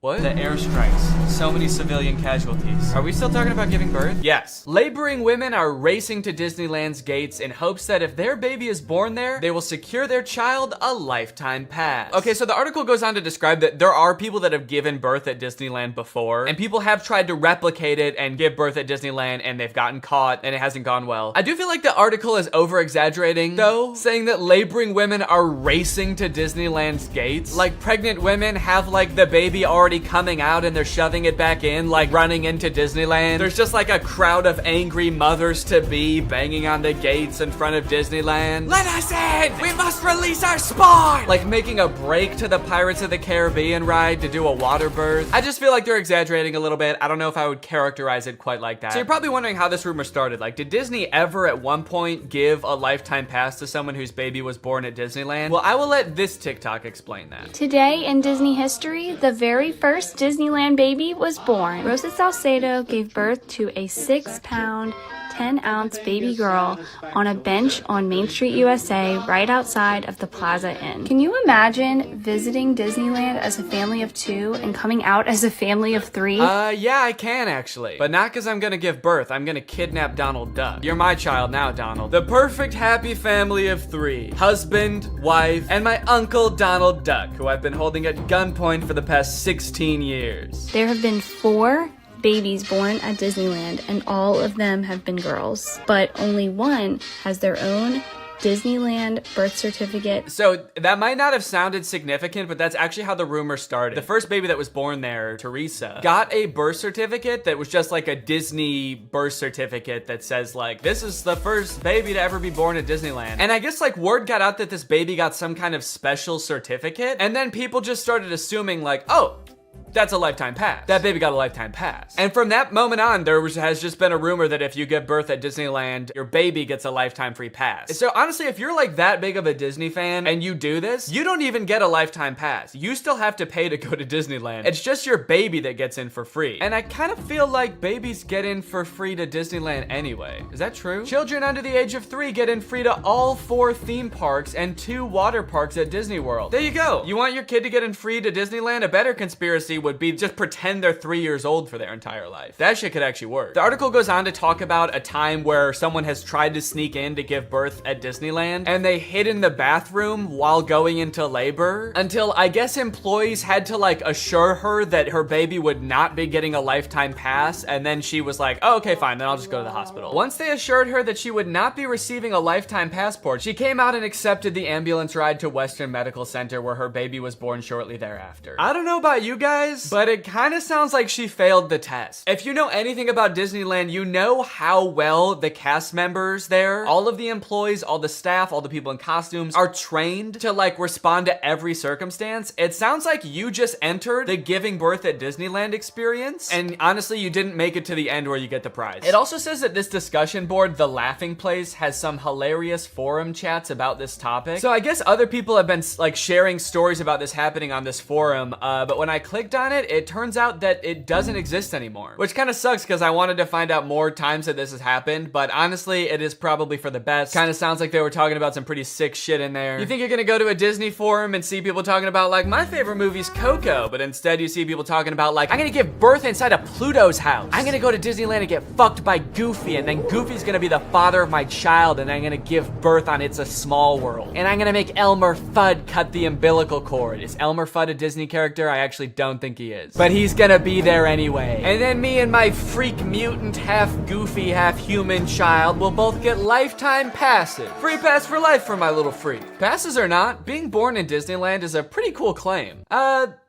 Yeah, I mean, I guess so. The way this is written, it kind of makes it sound like, so you might not get a free pass, but I don't know, it's worth a shot. You might want to do it anyway, just for shits. I've actually found a little bit of discussion about this on TikTok as well. Quick question, what's stopping me from giving birth in Disney World? Like in the Magic Kingdom, on a ride, in the Epcot ball? I think this TikTok in particular is a joke, but the comments under this TikTok are actually very interesting. I went into labor at Disney. They were not cool about it. And people like responded asking her to elaborate, and she goes on to detail her experience going into labor at Disney. And from her experience, it kind of sounds like the second anybody starts going into labor at Disney now because of this conspiracy, the entire staff immediately flips and like makes it their top priority to get you out of the park and like to a hospital to give birth. And I guess that sometimes they can be so rushed trying to get you out of the park that it comes off as rude, but obviously they're just like concerned for your health. They also don't want this rumor escalating of like people giving birth getting a free pass. And also it's just like people in sweaty mascot costumes trying to not deliver a baby because that's not their job. So sometimes I guess it comes off as rude. But the funny thing is, from this woman's entire explanation, it sounds like she didn't even know that this urban legend was a thing. So in her head, I guess she just like broke some unspoken rule at Disneyland that she had no idea about and made the entire staff of the happiest place on earth turn on her in an instant, which is so funny to me. Hello there, what can I get for you? Yeah, can I just get a medium root beer, please? Oh, great. Oh, great, another guy here to put his balls in the root beer. What? Hey everybody, this guy right here is about to pull out his big fat balls in front of everyone, in front of a bunch of children, and put his balls in a glass of root beer. Why would I do that? Don't play dumb. I'm not playing dumb. I am dumb in this situation. You've clearly heard that if you put your stupid fat balls— why do you keep calling them fat? In the root beer at Disneyland, you get to spend the night with Minnie Mouse. Oh, what the fuck? No, I just wanted some root beer. Is that true? No, it's an urban legend. But no matter how many times we tell people it's not true, we still get perverts like you coming to Disneyland, ordering root beer just so they can put their stupid— don't call them fat balls in it. Oh, come on, man, don't cry.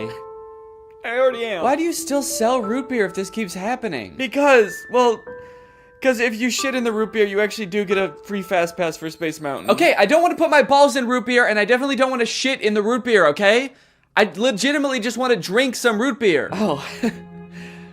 Sorry, my bad, man. I didn't know. Okay, well, that's literally what I asked for, so here you go. Ah, what the fuck is that? It's Walt Disney's head. You said the secret code, so here's his head. No, root beer. What? I wanted root beer. I wanted to drink root beer. So no head? No. Overall, pretty disappointing that anyone actually believed this in the first place. In what world would Disney want to foster an environment where mothers are coming into their park, their theme park, to try to give birth? Especially if they're not like billing it back to the person that gave birth and being like, okay, here's your hospital bill, and because it's Disney, it was $1 million. Now, by now, it should be no surprise to you that there are some people in this world that want to spend every waking moment of their lives at Disneyland, especially their most precious moments in life, which is why you can also get married at Disneyland. Let's take a look at some of the craziest places you can get married at Disney World. Starting at $12,000, you can get married at the Haunted Mansion in Disney World. But just like expecting mothers trying to sneak into the bathroom to pop out a quick a quick person. Couples are of course also trying to cheat the system and avoid paying to have their wedding at Disney. So they'll just like sneak in with like themselves, maybe a couple family members and an officiant, and just like have the wedding in like a somewhat secluded area of the park. Here we have an article that details a San Diego couple sharing their secret Disneyland wedding story. Not many people can say they secretly got married in Disneyland's Sleeping Beauty Castle. 2 years ago, Gabriel and Andrea had been saving up for their dream wedding at Disneyland. However, when they began looking for wedding options at the park, the couple said that the cheapest option was $12,000. Instead, they decided to spend their life savings on a house. Great move, honestly. No complaints so far. That's a very wise choice. So Gabriel and Andrea decided to have a secret wedding at Disneyland. The couple gathered Gabriel's oldest daughter, an ordained minister, a witness, and packed their bags, heading for Disneyland for what they called a guerrilla-style wedding. Now, I don't know much about weddings. I've only had one, but I do know that you don't generally want to have them guerrilla-style. Like when we were planning our wedding, that word almost never came up, I don't think. Just imagining them describing their wedding afterwards, like, yeah, it was so romantic. We hid in the bushes for 8 hours in the hot Florida sun wearing camo paint, waiting for the crowds to die down. You know, just sort of waiting out the crowds and the gunshots, the airstrikes. Airstrikes? Then we popped out and I said I do. Happiest day of my life. Here's my favorite picture of the big day.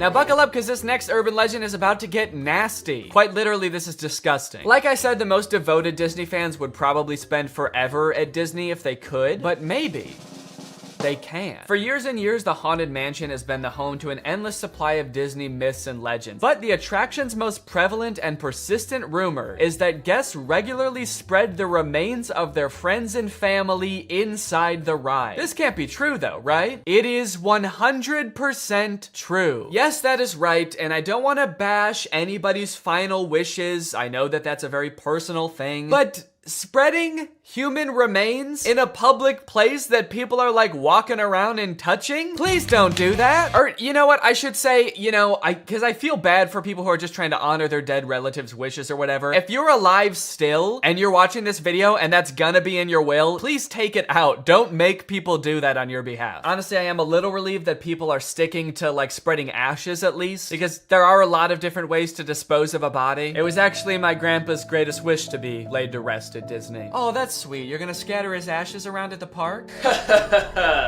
Not exactly. The Haunted Mansion probably has so much human ashes in it, it's not even funny, said one Disneyland custodian.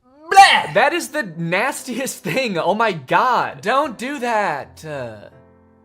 Do not do that. Please. People scatter their loved ones' ashes in the Disney parks monthly. Can you imagine just like being on a ride and the person next to you is dumping out ashes? Disney employees are literally aware of this too. They have to follow special protocols every time this happens. The custodians are used to identifying and vacuuming up these ashes. I don't know why I was surprised to hear they vacuum them up. Of course they do. It's a literal human corpse, basically. Of course they get rid of it. The people who are like requesting this happen to their bodies must know this, right? They must know that some custodian that does not willingly work in like a morgue or something is going to have to take care of that. This sounds awful for everyone. If you're the custodian, you have to vacuum it up, but if you're the person that just lost someone you care about, you have to know that they're just gonna vacuum it up. They might even make you watch. They have you come identify all the places that you scattered the remains, and then they just like make eye contact with you while they're vacuuming it up. This is going in the garbage now. We're gonna throw this in the garbage now. Say bye-bye. So when you're laying them to rest in the happiest place on earth, you're actually condemning them to forever in the suckiest place in the world. Yes, that is a very funny joke. And people will put them anywhere too. Like flower beds, bushes, the lawn at Magic Kingdom, outside the park gates. Outside the park gates? They'll put this shit anywhere too, you know? Outside the park gates, on the highway on the way home, the McDonald's across the street, Universal Studios, shit anywhere. It doesn't really matter. I feel so bad for the employees that have to deal with this, honestly. That would be so scary. Honestly, even as a patron, you know, I honestly like going to Disneyland every once in a while. I think it's pretty fun. But next time I go, I am going to be terrified that I'm like touching human remains at all times. Especially now knowing that they put them everywhere. I'm gonna be eating a turkey leg and wondering like, is this actually some guy's leg? They're most frequently dispersed around the Haunted Mansion, which is kind of perfect, if you ask me. Okay, this girl's actually a little bit too into it. But now this whole ashes thing, which is not really an urban legend, is actually true, has actually spawned urban legends out of it, as you can see here. Have you heard of the legend of the crying boy at the Haunted Mansion in Disneyland? The story goes a mother spread her son's ashes without permission from Disneyland, and you can see him crying as you're exiting the ride. Spooky. I wonder why he's crying. Maybe because his ashes are in a vacuum. Maybe because he was a little boy and his mom spread his ashes in the scariest ride at Disneyland. The mom was like, yeah, my son used to love this ride. Every time we would get on it, he would be screaming and crying and shaking because he was so happy and excited. So I decided this is the perfect place for him to spend the rest of eternity. In a rundown castle of pure terror. It's what my darling little boy would have wanted. All in all, it seems to me that Disney, this giant corporation that owns like every media property known to man, has their grubby little fingers wrapped around people a little bit too tightly. It's like you already have every movie and TV show. Do you really need people like begging to spend their entire lives at your theme park also? But even still, with people spreading their loved ones' ashes at Disney, people trying to give birth at Disney just to get free tickets, Disney is still trying their best to immerse you in their parks as much as possible to make you never want to leave. Recently, Disney opened up the Galactic Star Cruiser Hotel, which is a Star Wars hotel and experience. I think it's like a 2 or 3 day long experience where you are like in this hotel. There's like a story that you have to follow about shit going on around you. It seems very immersive, and to a pretty big Star Wars fan, honestly, it sounds pretty cool. But it is also $5,000, and instead of windows, your room has a screen that just shows a video of outer space playing. So, you know, just keep that in mind that you might go insane while you're in this place. With no concept of night or day, you just have to adhere to the Star Wars pre-approved activities. There's like stormtroopers patrolling the halls at all times. It's kind of like they wanted to build a Star Wars hotel, but they built a prison instead. I read through some of the Google reviews for this hotel. It's only been open for a little bit, so there's not that much to go off of. And honestly, there are a lot of 5-star reviews of people who seemingly really enjoyed it. I did think that this review was really funny. This person gave it a 1 out of 5, and they said, thought the experience was fun, but not worth the price. There are too many missions to keep track of, and you are always missing something. It kind of seems like they got like too immersed in the story and like started to believe that they really needed to complete these missions. This sounds more like the review of a disgruntled employee that like works on a spaceship. There are too many fucking missions, man. There's too much shit to do. The hyperdrive is gonna fail, and I need to fix that. Not to mention the First Order's breathing down my fucking neck, trying to get me to give away the location of my comrade. This place is fucking stressful. I think my favorite thing I've seen come out of this Star Wars hotel is this apparently now deleted ad for the experience that says, strike unlikely alliances in your very own Star Wars story. Apparently when you come in, you can decide if you want to be like on the good side or the bad side. So this, holy shit, this place is metal, dude. This goes hard. It's crazy to me that you actually can choose to be on the side of like the evil intergalactic fascists, basically. You and your preteen daughter can don First Order uniforms and betray one of your favorite character's trusts, Chewbacca, giving away his location and leading the First Order directly to him, who will take him away to be tortured and then eventually executed. It might be a little too immersive. It might be. We're gonna start hearing people come back and you're gonna be like, how was your trip? You went to the Star Wars hotel, right? And they'll be like, the guilt over my actions will haunt me forever. But I did what I had to do. It was honestly fucking sick. I loved it. And honestly, like, if someone offered to bring me there for free, would I go? Yes, I probably would. Yeah, honestly, I would like to go 100%. I would like to go. And as if living in an intergalactic life is curated by Disney.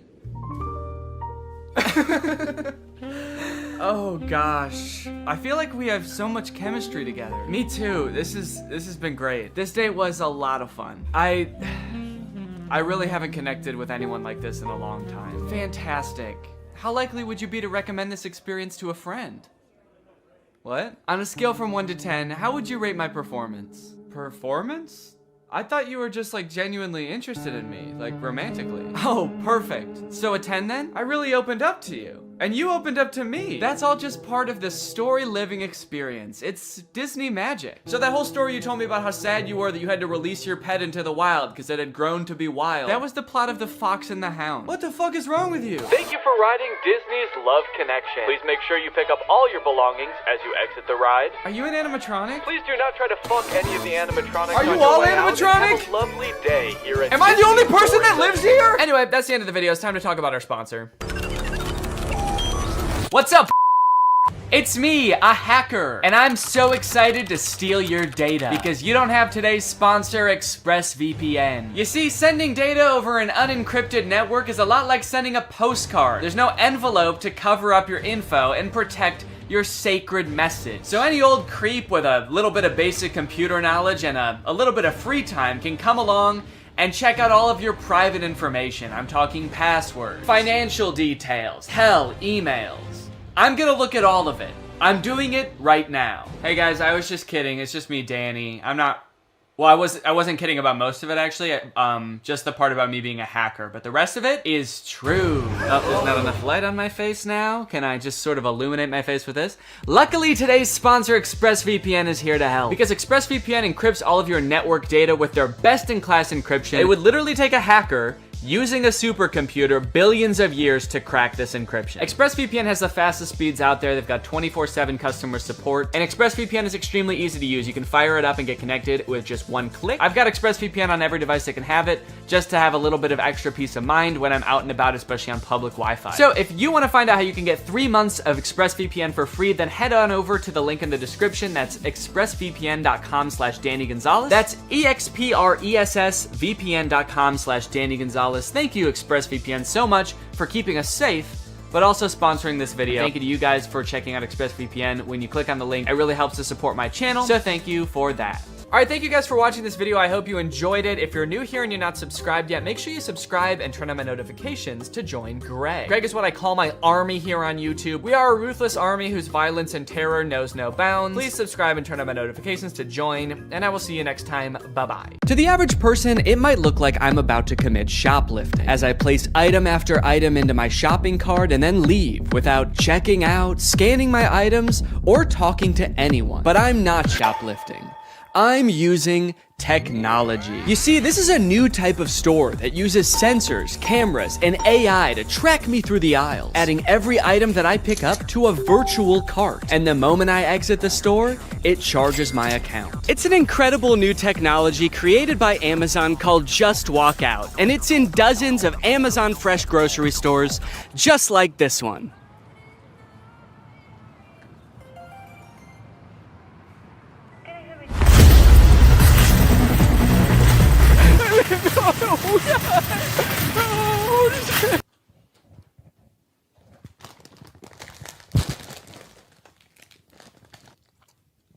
I'm not just gonna not eat them. Okay, anyway, where was I in the script before I became a criminal? Oh yeah, they're an incredible new technology. They're called Amazon Fresh Stores, and they are a gigantic lie. You see, while Amazon was touting these stores as a cashierless solution that allowed them to use AI to cut out all of the on-location workers, it turns out what it really meant by AI was anonymous Indians. Amazon's Just Walk Out stores relied on 1,000 people in India watching, not AI. So it turns out that even though they started implementing this technology in stores in like 2016, as of 2023, Amazon still needed 1,000 people in India reviewing about 70% of all orders to make sure that it worked. In other words, it didn't work. It's just crazy because, like, why did they lie, you know?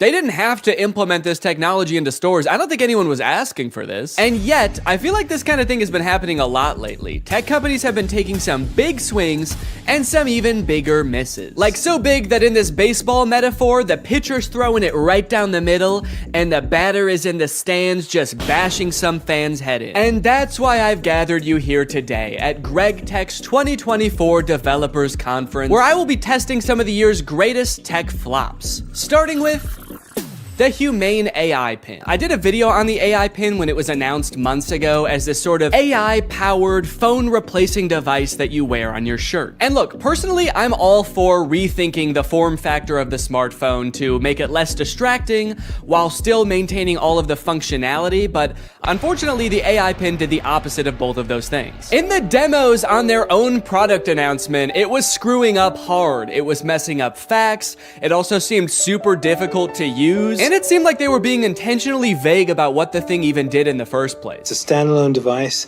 and software platform. It seemed like the type of thing that literally only a sucker could buy. But that turned out not to be true because I bought one. I ordered this thing in like February and then didn't hear from them for a few months until April, when I got an email alerting me that it was time to set up my account.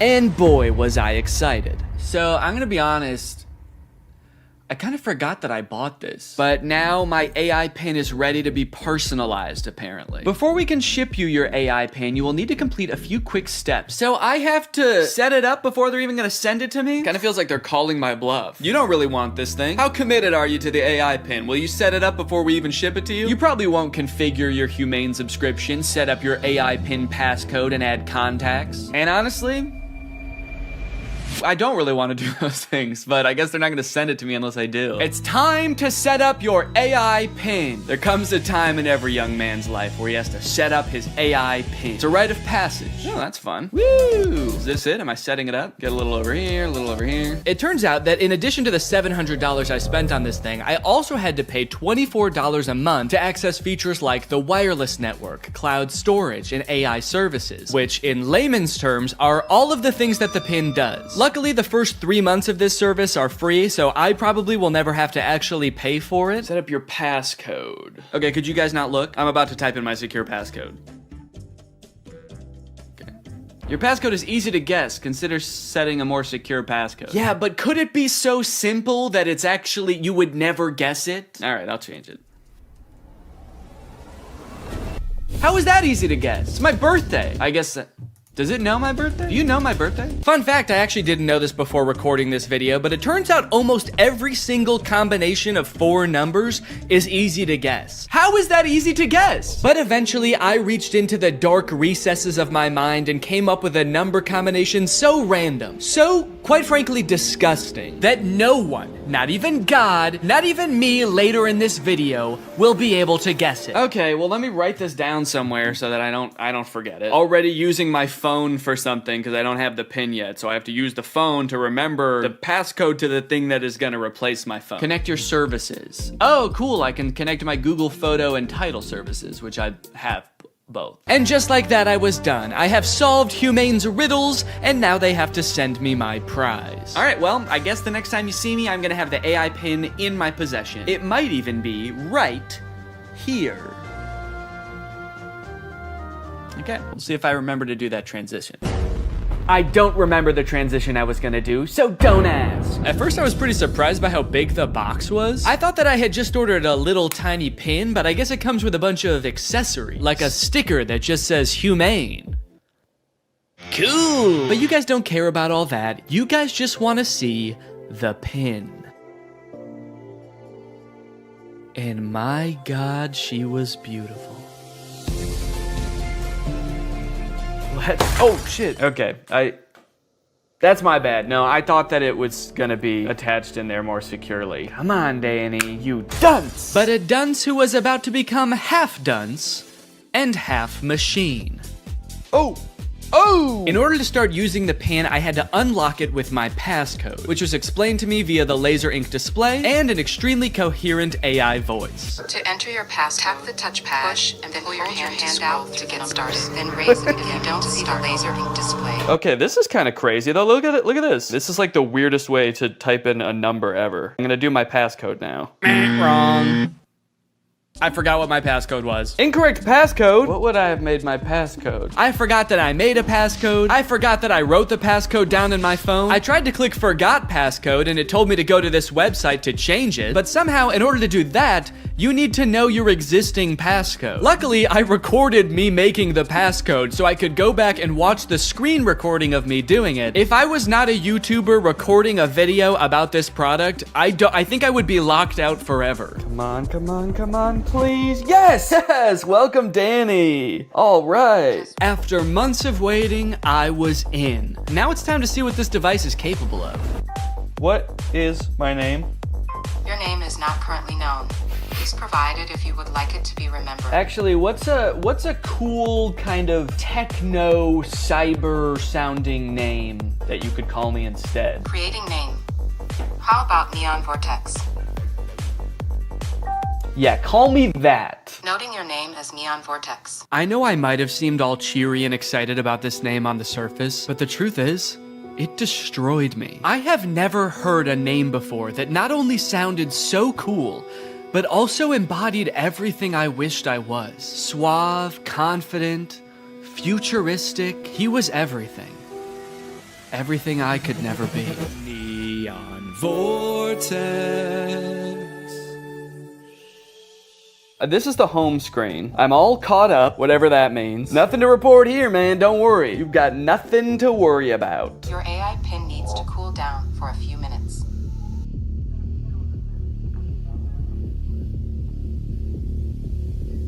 What? Yeah, so apparently it does that. Like a lot. If you use the display for more than 10 minutes, or the pin is in close proximity to a heat source, such as, I don't know, the human body, then it'll shut itself down so it can cool down for a few minutes. But hey, man, that's fine with me, you know, that just gives me more time to think. To think about him. The next day, I decided to put the pin's basic phone functionality to the test. Things like calling, texting, navigation. Since this thing is essentially supposed to replace your phone, it should be pretty convenient to do all this stuff on the pin. It should be. The weird thing is it seems like you can't make any changes to the pin on the pin itself for some reason. So if you want to change any settings or add contacts, which I needed to do to test this as a phone, you have to use Humane's web portal on an inferior device like a computer or a phone. Gross! Not a great start for the pin, but now that I have done that, I should hopefully never ever have to use one of those ancient relics again. It's just one flashing green speck over here. I guess the laser ink display is already kind of messed up. Probably not a good sign for this technology, but you know what? This is a new thing, this whole laser ink display, so I will, whoa. Cowboy Carter, time to strike a match and... What am I playing? Beyonce? And Dolly Parton. Don't know how I started playing that. Guess that's just a feature. If you make just the right gesture, it'll start playing the newest Beyonce song that exists. All right, let's start off by trying a phone call on this thing. I'm gonna try to call my wife Laura to tell her that I miss her. Call my wife. I'm sorry, I couldn't find a contact for my wife. Okay, fair enough. It doesn't know who my wife is, so I'll just tell it. If I tell you who my wife is, will you remember? Your AI pin can remember who your wife is if you provide the information. Excellent. So I told it, my wife's name is Laura. Please remember this. It's very important to me. Updating memory, noting that your wife is Laura. I wish people said that every time you told them something important. Updating memory. Yo, what's up, dude? My name's Paul. Updating memory. Analyzing Paul. Great, so now we're both on the same page. My wife is Laura, and I want to call my wife. So now it will call Laura, right? Call my wife. Multiple matching contacts. Which one do you mean? Laura Fuexlow or Claire? What? Claire? The girl I went to college with. Unfortunately, I did have to go back onto my computer to figure this out, and amongst all the data stored within my portal, like my name being Neon Vortex and the tunes I've been rocking out to lately, was the answer. My wife's name, according to the pin, was Lore. It thinks my wife's name is Lore. No, that's simply not correct. So I went ahead and fixed it in the portal, you know, that's what the portal's there for, so I fixed it, I changed it, and now it's gonna work. Call my wife. There are multiple matching contacts. Which one do you mean? Oh my god. Call Laura Fuchel. I'm sorry. I couldn't find a contact for Laura Fuexlow. How?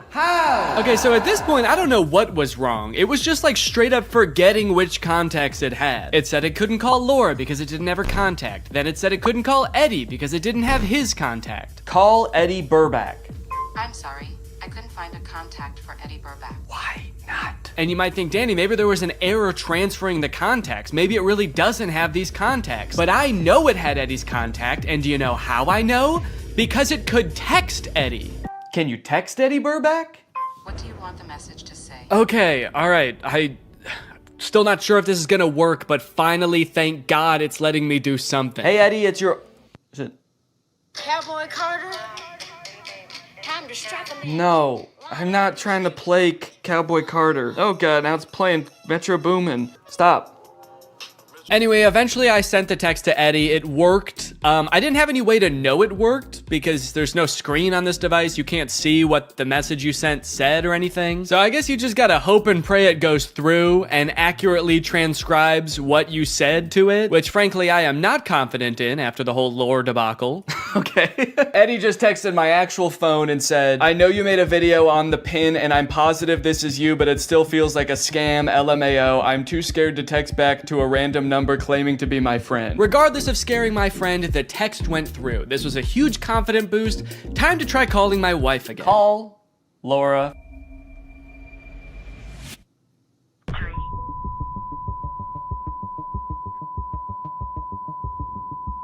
What? What is... Has been recorded. Record your message after the tone. Oh, whoa. Simply hang No, up no. when done. Or for delivery Hang up. options, press the pound sign. I don't want to play like that. I don't want to play Metro Boomin. Hang up. Am I still recording a message? Cancel. I've been on the phone with her for a minute. Hang up.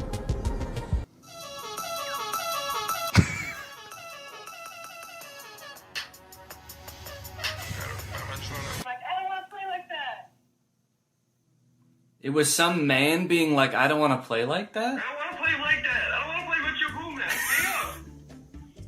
Am I still recording a message? Okay, well, yeah, I'd say that was a success. I'd seen a few demos online of Humane's GPS navigation solution. And while it did seem kind of annoying to have to hold your hand up like this the entire time, it seemed pretty doable. As long as they stuck to this, it didn't do anything crazy like, I don't know, going in a completely different direction and making it borderline unusable. So to test it for myself, I drove to a part of town I don't know very well, about a mile away from the nearest Smoothie King with hopes of the pin guiding me to a delicious, delectable treat. Navigate to Smoothie King? Head north on South Columbia Street towards East Gardner Road. Turn right onto East Gardner Road, then left onto South Washington Street. Follow South What? Washington Street and turn right onto East Chicago Avenue. It just gave me all of the directions at once. I wasn't ready for it. What, am I supposed to have a notebook to write that down? Also, sorry for the noise. If you live in Illinois or one of the surrounding states, you know, it's cicada season. It's the year of the cicada and they're everywhere. Oh.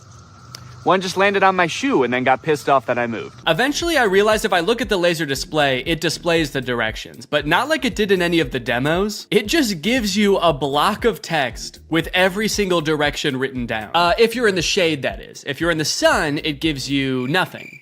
Can't see anything. I was very confused by this and thought surely this could not be right. What happened to all those demos? So just to be sure I wasn't missing something, I asked it again, and this time I got an even stranger response. Directions to Smoothie King.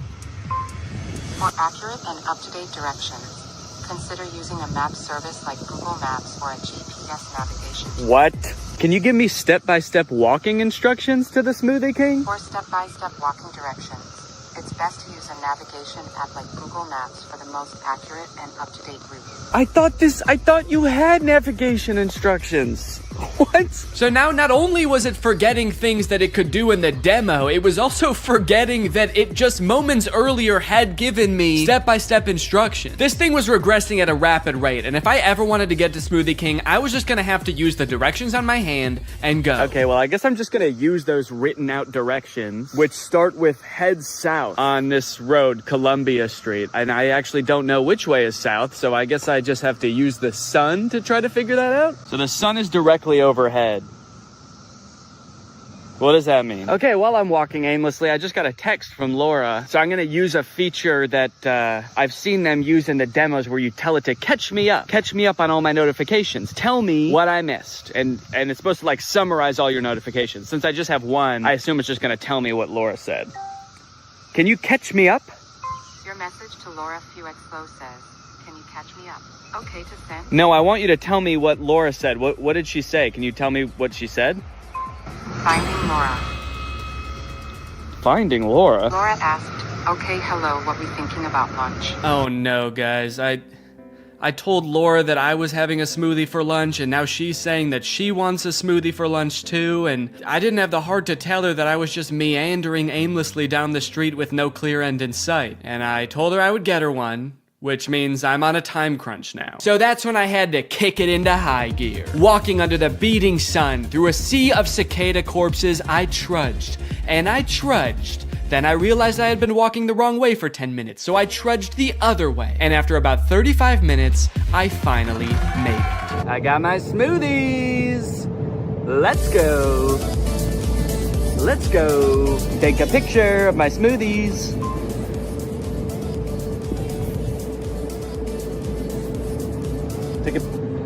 Yeah, I don't know if it took the picture. All right, gang, now that Papa's had his smoothie, it's time for a smoothie-fueled lightning round. Enough about practical functions. Let's see if this thing can have some fun. First, can it do bizarre music prompts? Play music written by YouTubers named Danny.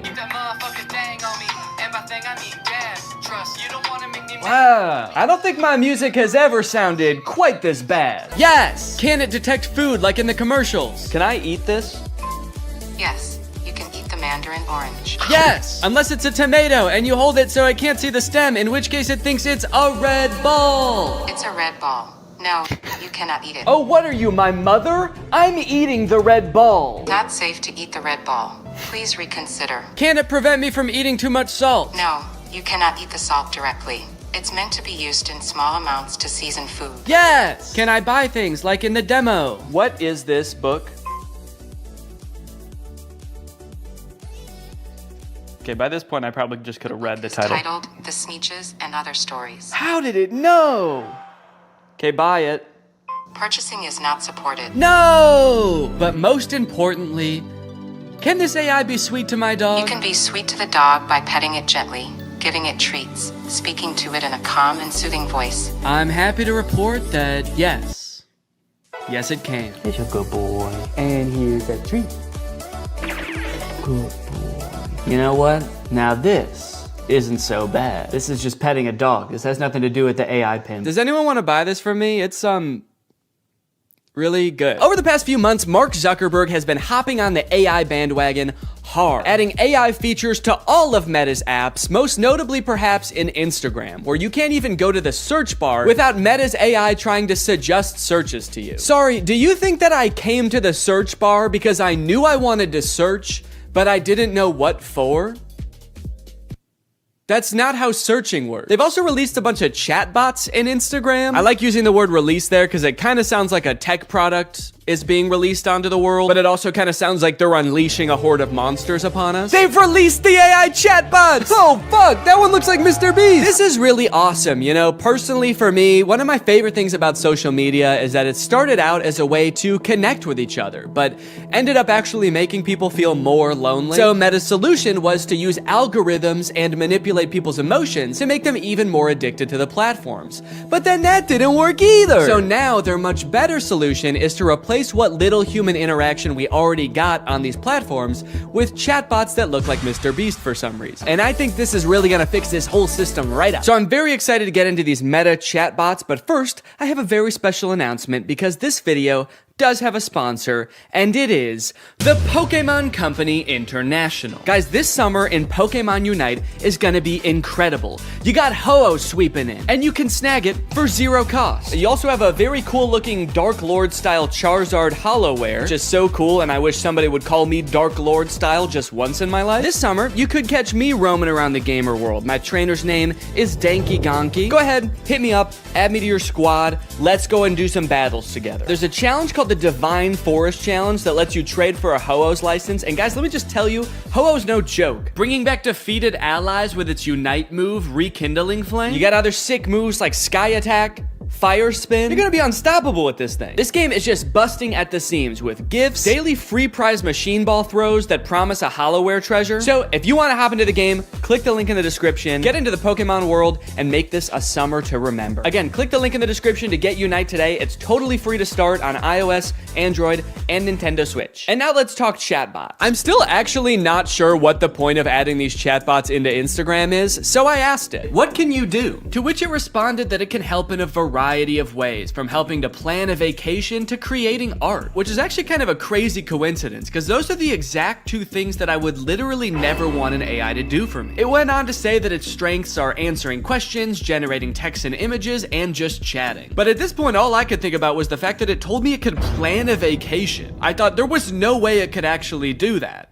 And I was right. Can you help me plan a vacation? I'd be happy to help you plan a vacation. To get started, I'll need to know a few details from you. Here are some questions to consider. Where are you interested in going? How long do you have for vacation? What type of vacation are you looking for? What is your budget for the trip? Are there any specific activities? Do you have any preferences for accommodations? So I'm gonna say I want to go somewhere fun and tropical, a nice getaway for me and the family. I'd like to stay at a hotel for 5 days. With all of this information, it suggested a few tropical getaway locations like Hawaii, Cancun, Phuket, But then it said something that I did not expect. It says it can also help me with booking flights and hotels. How can Instagram book me a flight? I'm calling its bluff. I actually don't think this has the capability to do that, because why should it and why would it? So I'm gonna say, okay, book me a flight for next week to Cancun and book the hotel. For flights, I recommend checking out websites like Expedia, Kayak, or directly on airlines websites such as American Airlines, Delta, or United. Yeah, great idea. That's what I would have done anyway. That's like if I went up to an old lady who needed help crossing the street and I said, "Excuse me, ma'am, can I help you cross the street?" And she said, "Oh, thank you, young man, that would be lovely." And then I said, "All right, just put one foot right in front of the other until you get to the other side." And then I gave her a little shove,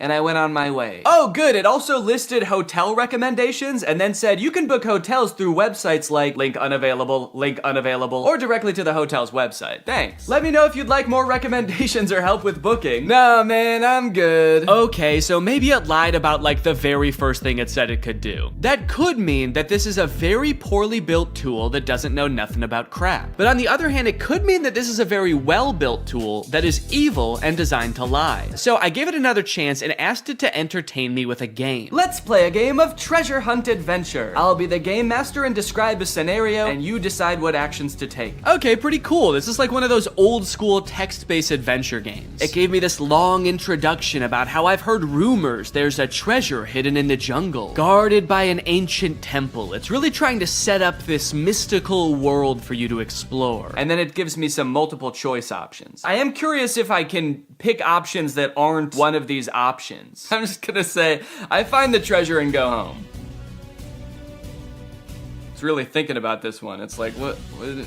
No, you can't do that. Congratulations, you've reached the treasure! Dang, dude, this game was easy. Would you like to play again or try a different game? No thanks, that was too easy. But it's not just the meta AI. That's not the only AI on Instagram you can talk to. Because a few months ago, Instagram licensed the likeness of a bunch of celebrities like Mr. Beast, Paris Hilton, Tom Brady, so they could make these AI influencers that just have the same face as these celebrities. So here's the Instagram profile for Comedy Zach. He looks exactly like Mr. Beast, but his name is Zach, and he's an AI managed by Meta. He says, "Message me to get roasted." Then you've got Brew, who is Tom Brady, but instead of a football player, he's a sports-obsessed trash talker. Step into the Brew zone and prepare to have your sports takes flame roasted. Wait, why do both of them roast you? Why are both of them mean? This AI gives fans a chance to